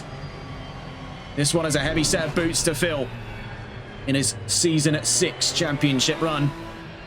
And where it may not have been the greatest of races here, many drivers would have bailed out in his position, but Van Velzen just simply isn't that kind of driver. A proper trooper of this grid. He's been around for multiple seasons now, like Tyler Vermaak. These two go way back to, I believe, Season 3 is when these two really started to cross paths in their clash with Melvin Milliston for the Season 3 Drivers' Championship. Their rivalry continues to extend here on today's track, and will likely continue on towards the end of the season with Vermaak still leading that Drivers' Championship. And that will continue to open up between these two after today, heading up in towards Bathurst, the Red Bull Ring, and Monza by the end of this season. It's not easy to call whether or not Van Velzen has the chances to go consecutive for championships, or if we're on the cards here to finally see, after what became of his championship prospects in Season 3, where Vermaak, we saw him across the line in Silverstone to become champion, but that trophy only remained in his hands for so long because it was taken away after a post-race investigation pertaining to an incident between himself and Van Velzen at Village in the Loop. So this may very well be a revenge story 3 seasons in the making for Tyler Vermaak, looking to finally distinguish himself on this grid. And that will also definitely bring about the end of the conversation surrounding "Don't consider me as a champion." We'll come to see it, though, a few weeks from now. Before we do, 40 minutes of racing ahead of us here on the feature for Season 6, Round 7 of the NLRL Sunday League, powered by TRTN and live on TRTN as we roll down through turn 19 here at the Autodromo Internazionale Enzo E. Dino Ferrari, the Imola circuit, home of the former Emilia-Romagna and San Marino Grand Prix. As we head up towards the line here, 40 minutes against the clock for the feature. And after a brilliant result for Vermaak and Leger in both divisions, these two find their story once again intertwined at the head of the field, with Van Velzen and Anderson in tow on that second row. Down to the line, 40 minutes of racing to follow here on the feature. Without further ado, here in Emilia-Romagna, Italy, we are green and racing here in Imola for the last time today here on the feature. 5:47, Cody Zarfel given a drive-through penalty for starting position infraction, and much as we saw in the sprint, it is warfare in the top 3 on the run-up towards Tambirelli, because he right behind there looking for his way on the inside was Beefgartner, and that's Anderson turned around in the background. We see a huge spillover down at Tambirello. Collecting there was the number 3 as well as the 94 and nearly the number 58. It was bedlam off the race start here in the Varianti Tambirello. Watching on here and going back on board to our race lead, courtesy of Patrick Leger. He and Tyler Vermaak got the best of it here with Van Velzen still in tow. A little jump over the curbs, but it was trouble out behind. As we see that turnaround by Dimitri McLeon was that of Kevin Baum. Big trouble down in the Varianti Tambirello. Not the start these drivers were hunting for. As we're back in green flag conditions. Number 77 lagging behind the pack there. 5:47 still with that drive-through penalty. But our top 3 continue their prospects, and in the background there, Van Velzen looks to go side by side with Vermaak down through to the Aqua Minerale. Porsche versus McLaren, behind them Lexus. Up through the Aqua Minerale, McLaren hold their ground, but look at the distance formed in just half a lap between the 8 and the 9. Another yellow flag is out, the 933 in trouble at the Aqua Minerale. That is for Marcus Melgren. You can see up in front of him there, that's Valentino Baum. With damage on the nose of his Mustang, we could be seeing a multitude of early pit stops. But this has worked wonderfully for 2 drivers. Right towards the back of the field, now sandwiched in between that of Andrea Cianci, is Eric Sprott and John O'Driscoll.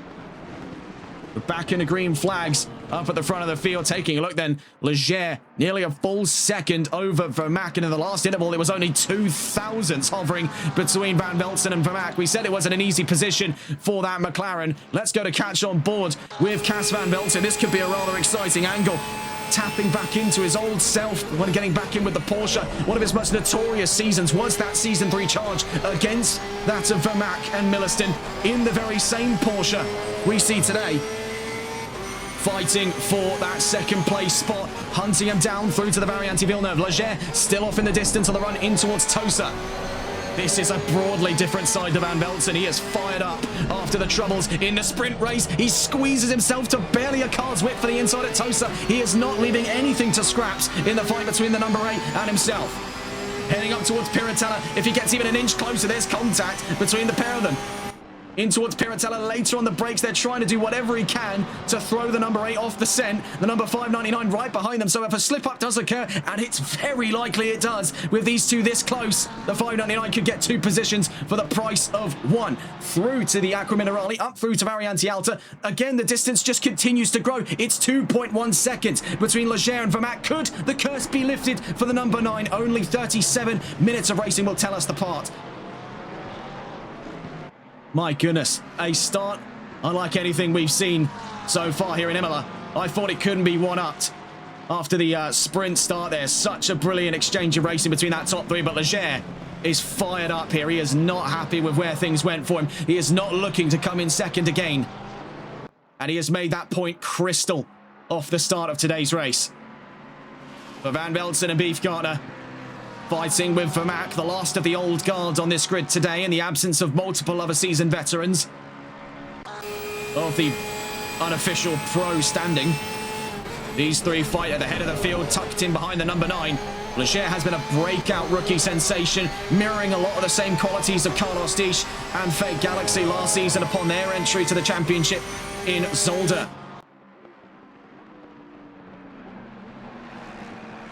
So far, so good. And taking a look further down the line here to go and catch on board with another fight ongoing. Luca Tamburini versus John O'Driscoll. This is for 8th place. Behind them is Joseph Reyes. Then further down the line is Eric Sprott. Right behind them looks to be Vladimir Malarex. A little bit of a hiccup there in this pack of cars. Behind them, you can see that is Kevin Baum, if I'm not mistaken, who was sent way down the order following that lap 1 incident at the Varianti Tamburello. The 813 still holding its ground, but you can see the 420 senses blood in the water, trying to trip up Luca Tamburini. Now, this is a driver we've seen has been quite confident with his machine. Even the bravest among them, though, tremble with pressure like this, going for the inside at the Acqua Minerale. Out wide there for Tamburini, tries to hold his ground, but O'Driscoll's got it. Up through Acqua Minerale behind them. Reyes looking to be intercepted by that of what looks to be Eric Sprott. They're behind him, Vladimir Tomalarex, then Kevin Baum. So 3 BMWs hounding that forward. Looking back up towards the front of the field. Reveals the gap currently 2.5 seconds between Leger and Vermaak. 3.1 from Leger to Van Velzen. Vermaak trying to get a wriggle on now, knowing he doesn't want to spend any more time being pursued by the number 1. He's trying to wear him down in the opening 10 minutes of racing. Van Velzen doesn't show any signs of going anywhere, though. He's clung on there like a bad habit. And I'm nearly out of breath myself just trying to rack all of this into one's brain. A brilliant, brilliant start of racing here, albeit to some calamity down in Tamburello, but it has been nonetheless very exciting stuff here in the feature. Back on board with Tamburini.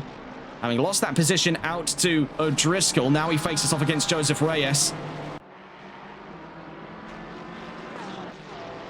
Behind, we do note there, Sprott is catching up towards Reyes. Nearly went for the inside at Villeneuve. Backed out of it, though. It's worth noting also, Dimitri McLeon versus Declan Anderson. This is one that went under the radar for some time. These two in an exchange for 6th place at the moment. Nick Lamming in 5th. Beef Gardner, part of that trio of fighting, which has now seemed to split off away from him. You can see that Van Velzen, he's on him like a rash. He's not going away anytime soon.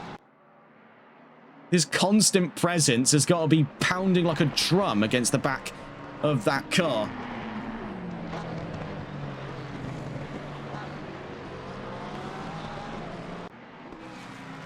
I can only imagine what the pressure's like there in the cockpit for the number 8. It's a scary, scary sight indeed. To give some context, perhaps for new viewers here, the real frightening aspect of having Van Velzen in your rear view mirror.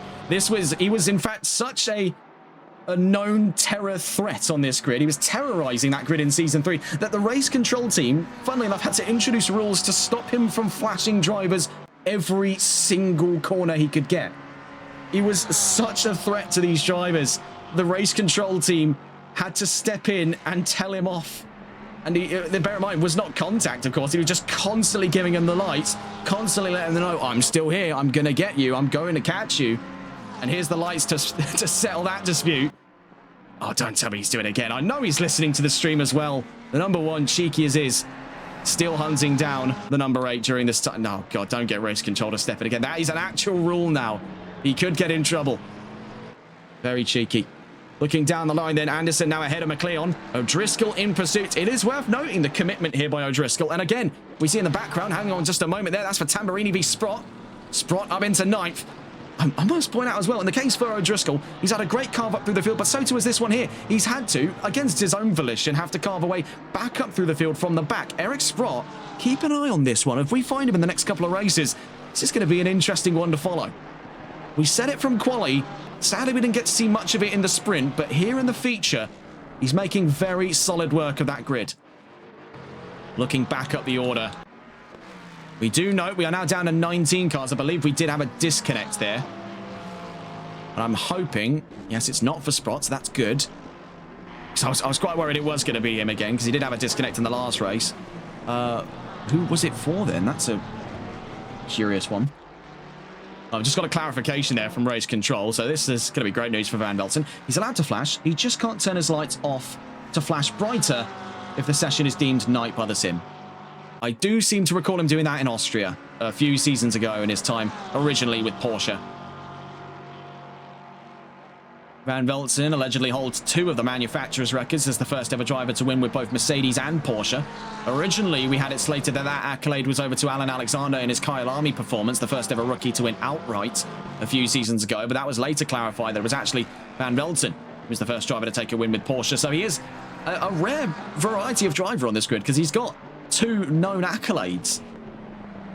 First ever driver to win with Porsche, first ever driver to win with Mercedes. As for Vermaak, he holds 1 accolade here. First ever South African driver to take a race win. And we noted this when we were checking through some of our data from before. We've yet to see any new nations join the roster for race wins here in the NLRL Sunday League since the end of Season 5, where we saw Switzerland and Austria have drivers take their first ever race wins. That was for Carlos Diesch and Fake Galaxy. We have seen in the last season, well, in this season actually just gone, we saw a new manufacturer into the ring, Ferrari, courtesy of Jared Vermeulen's performance in Donington Park on Season 6, Round 5. The last manufacturer to do so was Season 5, Round 10, Bentley, at the hands of Hayden Prodger in Alton Park. So MSV circuits might just be the golden spot for new manufacturers, and really, we're running out of manufacturers to find in race-winning positions. In the last 67 races now, actually 68 after today, and 69 after this race of the NLRL Sunday League, it has been a case where McLaren, BMW, Aston Martin, Lexus, Ford, Mercedes, Porsche, Bentley and Ferrari have all taken race wins. We're running out of manufacturers. Unless Reiter can come through and take a race win, I think we're going to run out of accolades. Looking down the line here, Kevin Baum versus that of, by looks of it, Joseph Reyes. Behind them is Vladimir Mallerex in the number 46. Into the pit lane goes Dimitri McLeon. Will he be more fortunate this time around? He had trouble in the sprint. Now in the feature, he's into the paddock. 11 minutes into this race. See for Marcus Belgren fighting with Valentino Baum. Behind them is Path with Eddie. Notable damage there for Valentino Baum. Looking back up the line, Van Velzen. Oh my goodness, he's practically parked on the rear bumper now. Let's not avert our gaze any further. The furthest fight up the field and the closest among them, Tyler Vermaak versus Cas Van Velzen. A rivalry 3 seasons old now. These drivers have been around the block many a time with one another in many different vehicles. They're back in what they do best here, McLaren and Porsche.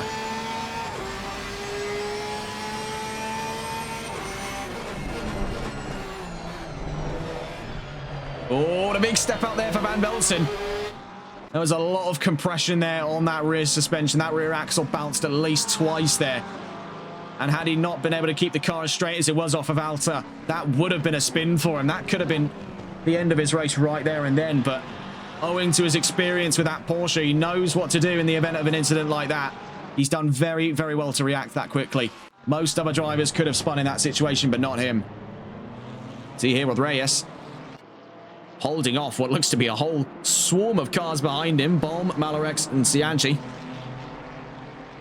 Kevin Baum looking for the inside at Ravazza. It's going to be the 58 to hold his ground. This is for the last of the top 10 positions up in front. Connor Welsh is in the pit lane there in the number 24. I believe that might have been our disconnect, actually. Looking back on it, you can see they're diving to the pit lane from behind him. Goes Baum. The rest of the field stays on with him. There was the floating suggestion there, I think, from Mallerex and Cianci, but they backed out. Speaking of bombs, this is Valentino Baum. Still fighting here with Marcus Melgren. They stay out here onto lap 7 of this race, looking further up the line. Zolt Beefgartner had a brief moment here where he could have challenged Cas Van Velzen for a podium. But I've got to hand it here to Patrick Leger. I mean, this has been stellar from him. 5 races in a row now. He started on the front row alongside Tyler Vermaak, 4 of which have yet to materialize to an outright win. I think if he could pull this one off today, we may be speaking to a much more cheerful Patrick Leger than the one we spoke with after Barcelona last week. He was still quite chuffed about 3 consecutive rookies wins, but he was always eyeing up this one here, an outright win, to be the 2nd driver of the season to do so. I think, historically speaking, he might be the 3rd driver to win outright as a rookie. Sorry, 5th driver. As it was Alan Alexander, then Carlos Diesch, then Fake Galaxy, then Jared Vermeulen, if memory serves rightly. Actually, no, that would have been 6th, actually, because you had Michael Harris in Donington last season, then Jared Vermeulen this season in Donington Park, and now it would be Leger. joining a growing roster then of outright rookies wins. Van Velten is in after what I must say has been a stellar first stint for him here in the feature. 14 minutes into this race. Van Velten's in, so he's looking to play things a little more tactically. He knows pace-wise he's very close, if not faster, than Vermaak when the time calls upon it. So he's looking to play things a little bit more pragmatically. He's off the jacks there. I think the major thing for him now is to make sure that he got into the pits nice and slow. He does not want to run into any more penalties now when it counts the most for him. To secure position ahead of Vermaak is going to help him, at least in some part, for the run-up out of this round here on his attempted return to the front row in this championship. He's not found it the most easy after Barcelona. It was one of the worst rounds for him to have forfeited under the drop point system. He's lost out on 3-point scoring opportunities, which is why the gap sits so monstrously large between himself and the other two in front. Leger, 5.3 seconds at the last interval in the lead.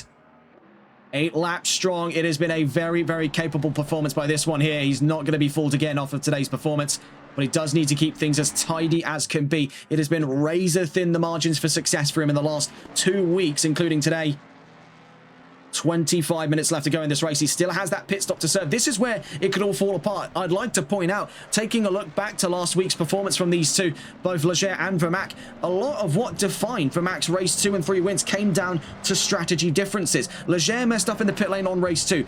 Vermaak very nearly messed up in the pit lane on race 3, but he had it by the skin of his teeth to hold his ground over Leger. Beefgarter is in. Much like Van Velten, a brilliant start to racing. We do note there, that is Connell Welsh at what would otherwise be, I believe, Parc Ferme. But he is out of this race by the looks of it. Welsh has bolted into one side. It has not been the greatest of opens for him in this round of the championship. A baptism by fire here in Imola. We also see into the pits goes Declan Anderson. I'm pretty sure over there that is a Mercedes Unimog across from the gates there. U5023, if I'm not mistaken. Again, not great on that kind of specifics. Number 599 on his way out. There goes Beefgarter. Having a glance here, there is a brewing fight for Malarex v Reyes. And this represents one of the closest fights on track at this time. 8th place now 7th with the upgrade there, courtesy of passing Zolt Beefgarter in the pit lane. For Vladimirator Malarex. Still chasing down Reyes. Through to Villeneuve. Behind them is Andrea Cianci of Italia Racing Ferrari.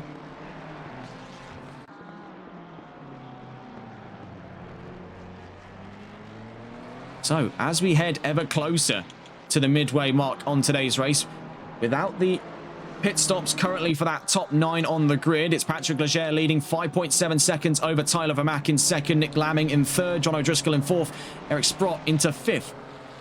Luca Tamburini in 6th with Joseph Reyes in 7th, Vladimir Malarex in 8th, Andrea Cianci in 9th, and Cas Van Velten rounds out the top 10. Beefgarter 11th, Melgren in 12th, Dwivetti in 13th, Anderson in 14th, Castanella in 15th, McLeon in 16th, Bolm in 17th and 18th there, Kevin and Valentino 17th and 18th, with Welsh out of this race.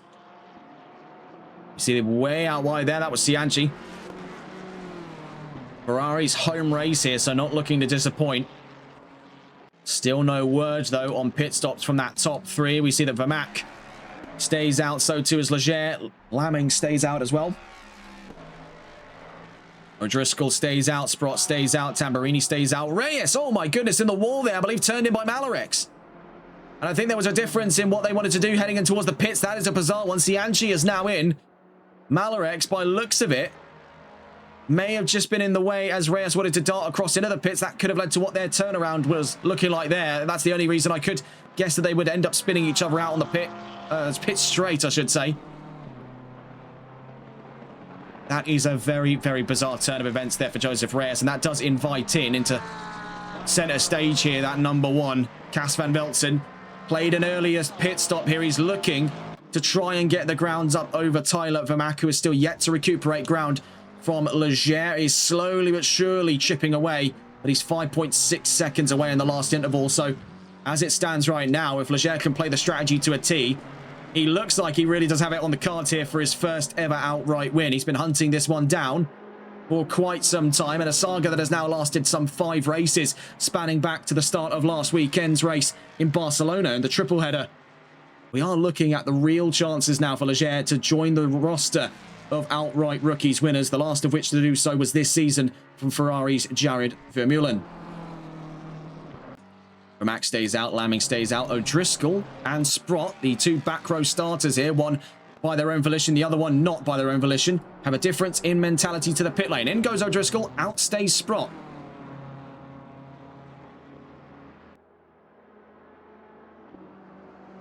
Eric Sprott has had quite the tremendous race indeed. So too is that of the 420. These two slowly but surely working their way up through the crowd, but it's this pit stop that is going to make a lot of that work over the first half of this race come into a wider context here for that 420. Into the pit lane he goes, now at a stop as we're 30 seconds out from the midway mark of this race. Also in the pits at this time, just on his way out, is Marcus Melgren. Now on his way out, number 933 rejoins 18th place there, a little slow on the exit, joining up behind Andreas Cianci. O'Driscoll on his way out, and with Van Velzen and Beefgarter already up and ahead, with Vedi alongside him there, just up and ahead there. So I believe for that of the 420, he's just down to 10th place there for John O'Driscoll, so not too shabby whatsoever. Still plenty of positions up for grabs in front of him due to that earlier pit stop. Right behind him there is Declan Anderson. That is worth keeping a noteworthy eye on there. These two have shared a grid before. We're down to 18 cars. Now curious as to why that is. And trying to glance around to see what on earth happened. As it stands, there's not been anything affected in that top 5 as it would appear.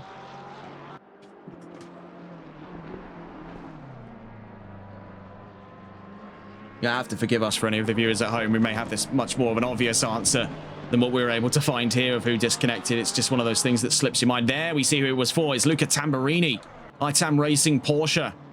Sadly now out of that top 10. In terms of the nearest fights, Dwivedi v O'Driscoll v Anderson, a Ferrari three-way fight down through to the Variante Alta. You can see there Dwivedi slower than the 420 behind off the exit.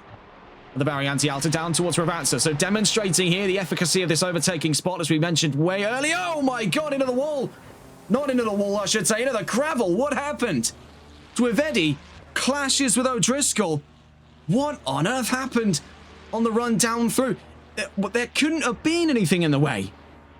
There couldn't have been anything in the way. Where was he off to? Here's the curb. That Tricolore curb. Just off the exit there. You can see it in the replay. As we now see from the 420, the yellow flags are still out during this time. The 420 stranded in the gravel there. I think that is O'Driscoll's time in the feature, possibly out. It was over that Tricolore curb. There is a catch right after there, or right on it, I should say, as you get onto that. It's kicked the back end of Dwivedi's car all the way up in the air. I think we'll get one more look on the replay there before we head in towards the live footage, as we do now have confirmation the 420 is out of the feature here in Season 6, Round 7. Yes, you can see he was up over that curb, kick the back end up, steer all you want, you're going straight into the 420. Back into green flag conditions then, but that is a disastrous end for John O'Driscoll.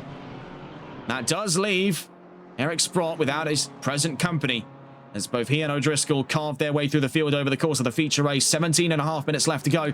He'll be by his lonesome to the checkered flag.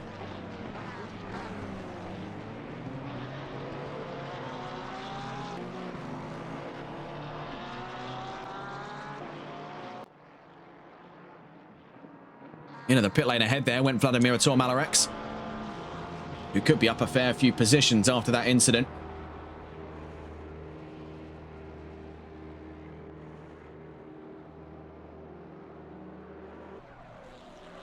Anderson now up a free position and will be moving up in towards 6th place after the trouble there for the 420.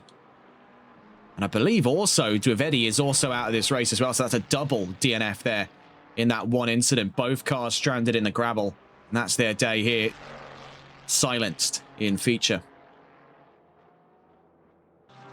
So Beefgarter v Cas Van Velzen is next on the cards. Now, of course, there has still yet to be the pit stop from the number 8, as we see the sun just as it would appear cresting yonder the horizon, a deep orange glow now settling on the track as we drop into the last quarter hour of racing.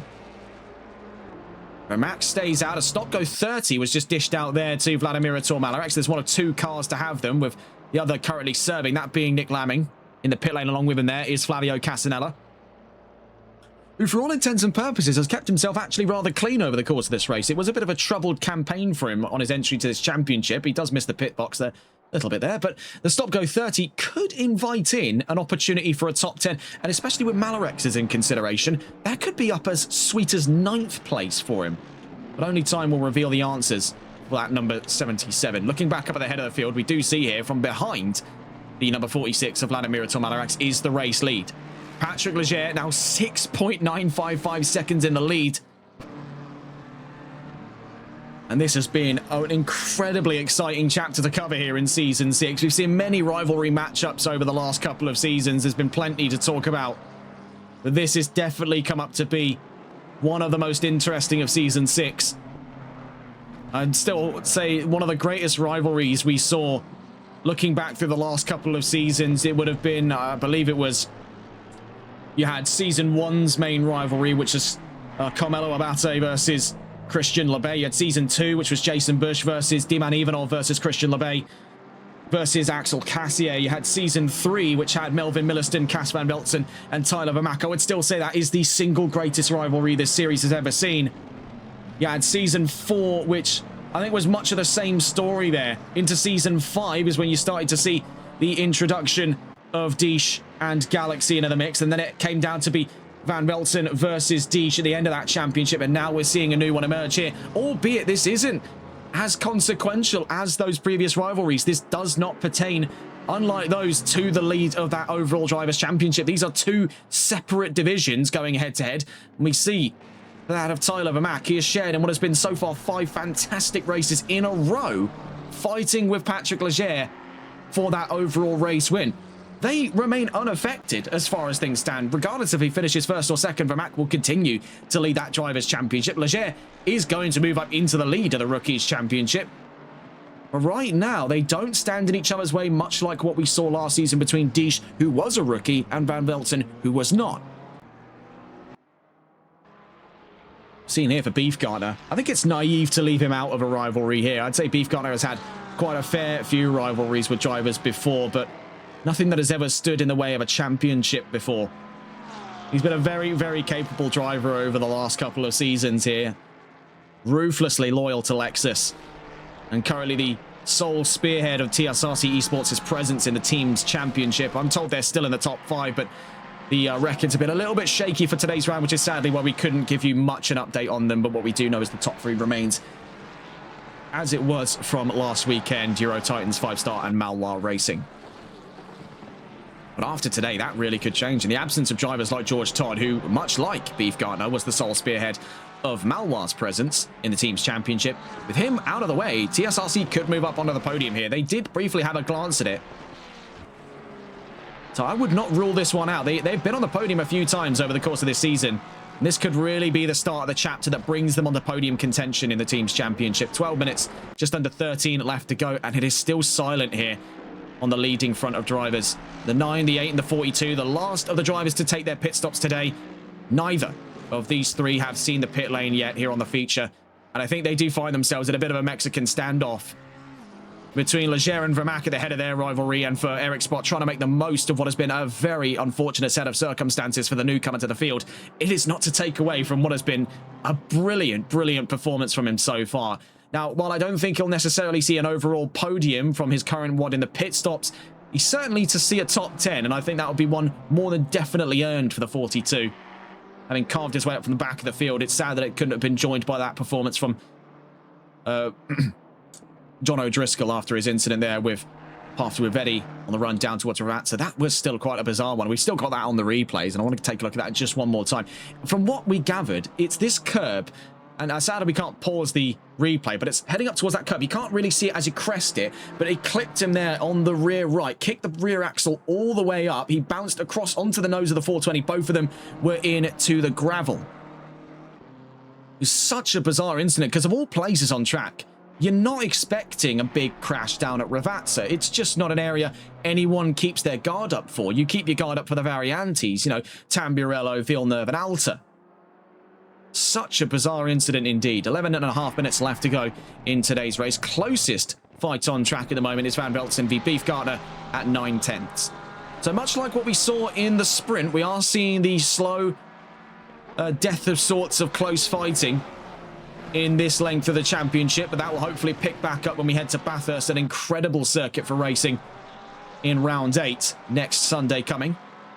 And I believe we do actually have a look at the rounds to come up a little later on in this series here. So taking a look, Batch GT Season 11, Round 3 coming up around the corner on Monday. Wednesday, we'll see more rounds from Season 4 of the Competizione Performance League GT4 Pro-Am Cup America Series. We'll also see another round from the OLR X VSR Midweek Championship. They're on Round 3. On Saturday, we'll be seeing the penultimate round of the HCCL Ginetta Summer Challenge. We'll also be seeing another round of the Continental Racing League Season 2. We followed on with them earlier this week. We also see there now in the pit lane is Eric Sprott. On Sunday, it will be the NLRL Sunday League Season 6 Round 8.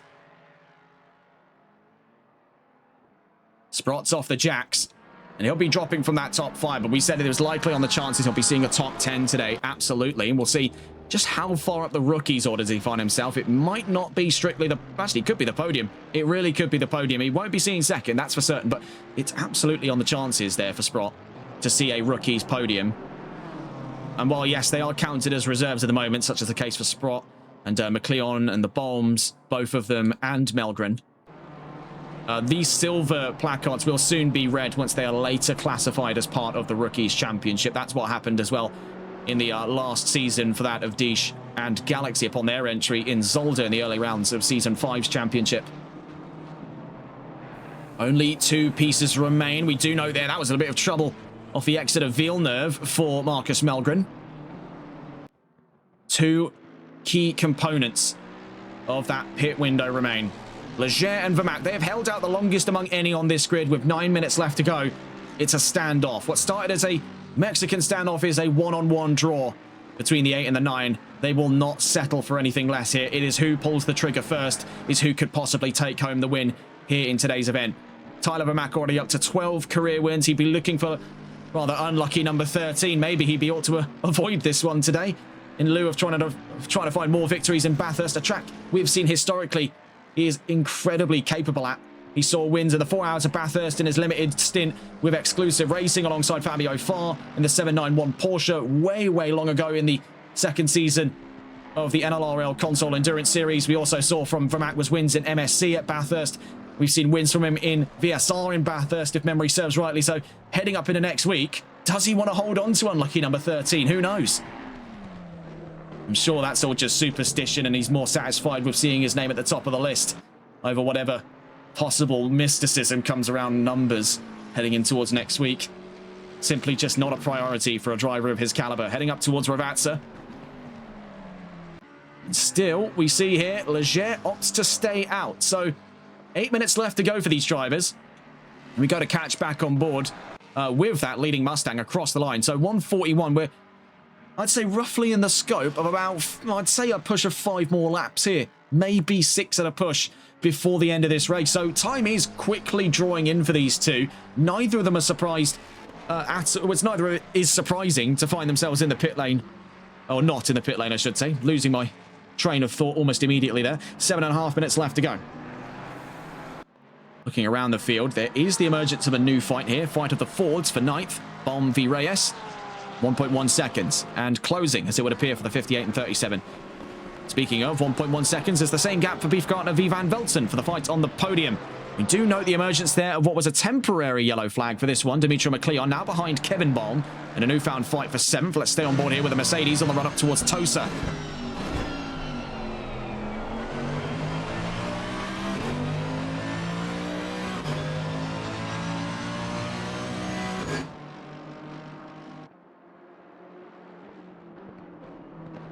Up through to Piratella.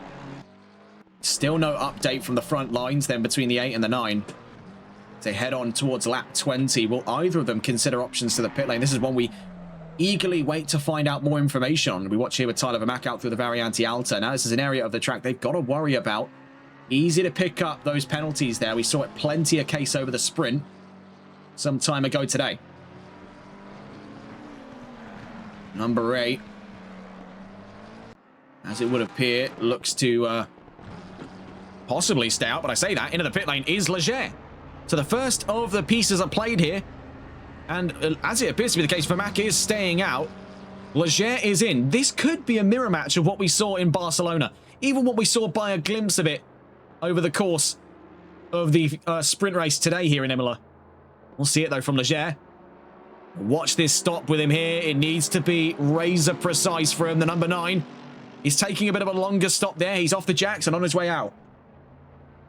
The start from him, though, into that feature race, I've never seen anything like it. He was out like a bat out of hell. A thing possessed in that number 9. We see in the pit lane there is Connell Welsh, one of the new drivers, now sitting out the feature race today. Not the best of starts for his endeavours here in the Sunday League, but it has been for quite a fair few, experienced and newcomers alike, a baptism by fire here at the former home of the Emilia-Romagna Grand Prix. Then the San Marino Grand Prix. For Van Velzen, he's broke away there from Zsolt Beefgard, and now caught in between them as Joseph Reyes of VEC Esports Ford. 1.4 seconds between the 599 and the number 1. So Van Velzen's still very, very eager for that podium today. As it stands to be the case, he's about 10 seconds off from Leger out in front. So that still, I would say, puts him within arm's length here of Vermack. That's if Vermack stuffs up this next pit stop run. On the run down through the Ravazza we go. The same area of that fated incident between Dwivetti and O'Driscoll. In terms of the nearest fights on track, it's McLeon v Baum. Then 1.3 seconds and closing there was for Beefgard v Van Velzen. You see for Vermack, he's adamant to stay out. 4.5 minutes left to go. Functionally, about 3 more laps at a squeeze there. I would even go as far to say we're looking at about 2 more laps. 2 and a bit there, maybe 3. 4 minutes left. 21 laps on through then for Tyler Vermack. Hungry for career win number 13. There's been a long climb to the top for this one here. Was a few seasons ago denied the championship title at Silverstone. Now leads the Drivers' Championships for the run-up in towards today. We do know that's a drive-through for Zsolt Beefgardner. And that is recent heartbreak then for the Hungarian talent in the 599. Will be denied his opportunity to fight upon the podium as he drops ever further behind that of Cas Van Velzen. He won't come in immediately to serve this pit stop, this drive-through penalty from the pits, I should say, as he does elect to stay out. 3.5 minutes left to go. He's got 2 more laps to serve that one. Roughly about 2 more laps left of the race to himself. Anyway, we see McLeon v Baum. Behind them is Baum and Reyes. So the 2 different Baums there. That's Kevin and Valentino, I should say.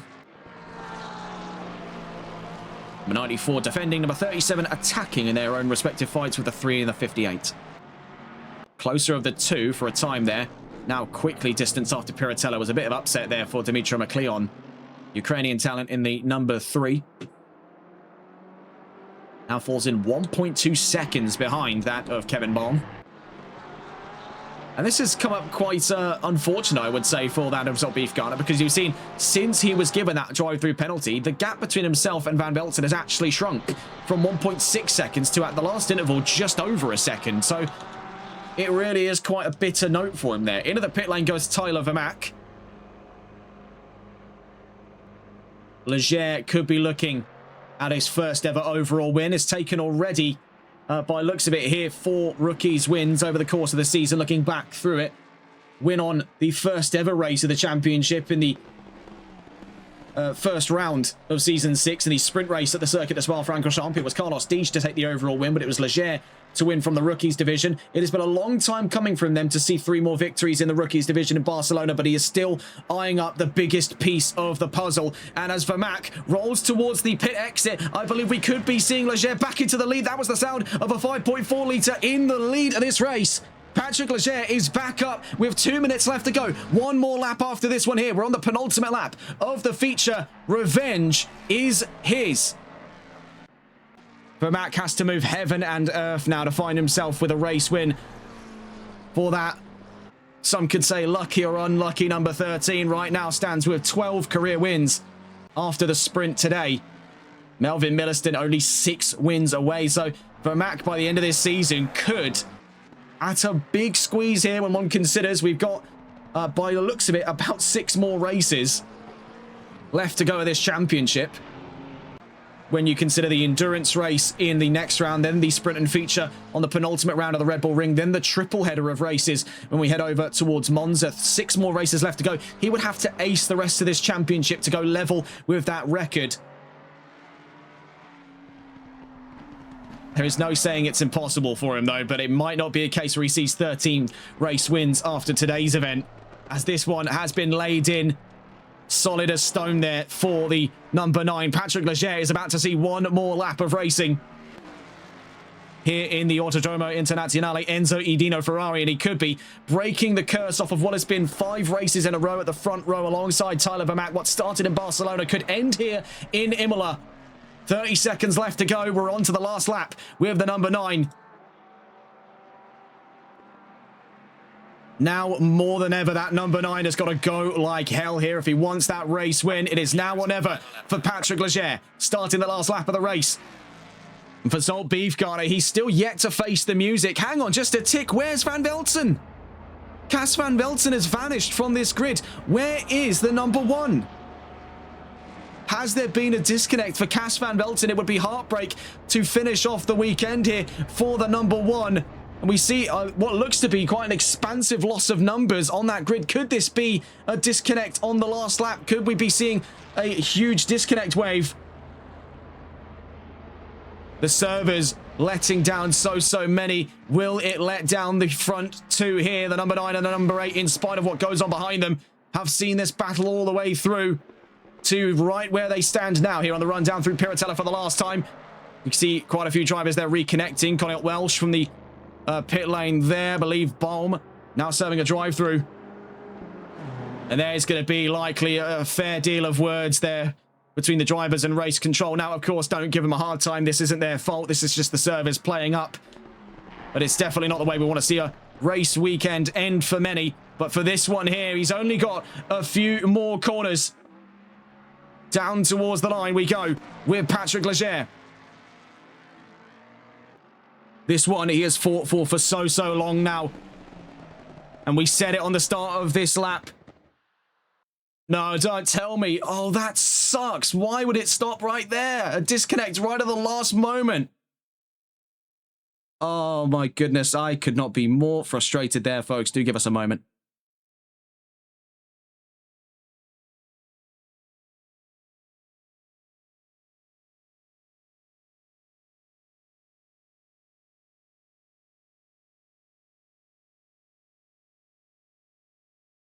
Well, that has got to be, by and large, and I think this follows quite comedically alongside the real-world British Grand Prix today, the most disappointing end we could have had, as he was literally one corner away from his first ever outright rookie spin. I'd say that's as good as gold there for Leger. I wouldn't take that off him if I dared tried, but that is heartbreaking.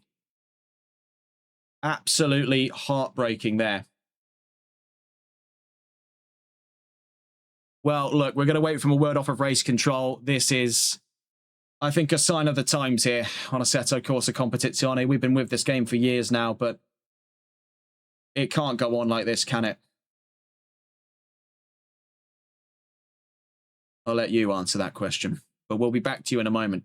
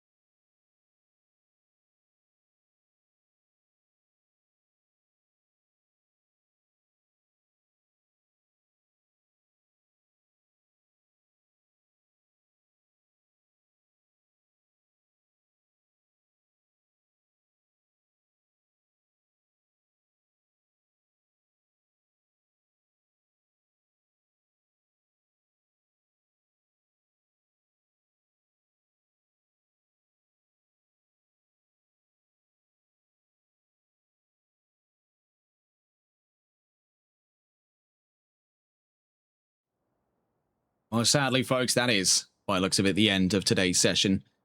You join us here now at the end of what is, I would say, it's been heartbreak on that ending for Season 6, Round 7 of the NLRL Sunday League. Not the way we wanted things to end, not by a long shot here. But not really much that we can do, given the situation. So sadly, the session is under red flags. It will soon be investigated then by Race Control, and we'll be finding the results shortly. But as it would appear to be the case, we do have it to where Patrick Leger is your race winner overall, as it would appear to be the case, as well as in the rookies. We'll wait for further confirmation on that. I don't think now's the right time for interviews, so we will be trying to catch on with them over the course of Season 6, Round 8. When you join us next time, then taking a look on towards the calendar, we head over towards Bathurst on the 12th of July for the endurance race at Round 8 of the Championship. Not the way we wanted things to end here today in Imola after what I would say has been a phenomenal set of races. It ends in heartbreak here at the home of the former Emilia-Romagna Grand Prix. That's all from us here on TRTN. If you're joining us tomorrow, we're back on with Fats GT Season 11. That's all from us here today. Have a wonderful rest of your evening. Take care and good night.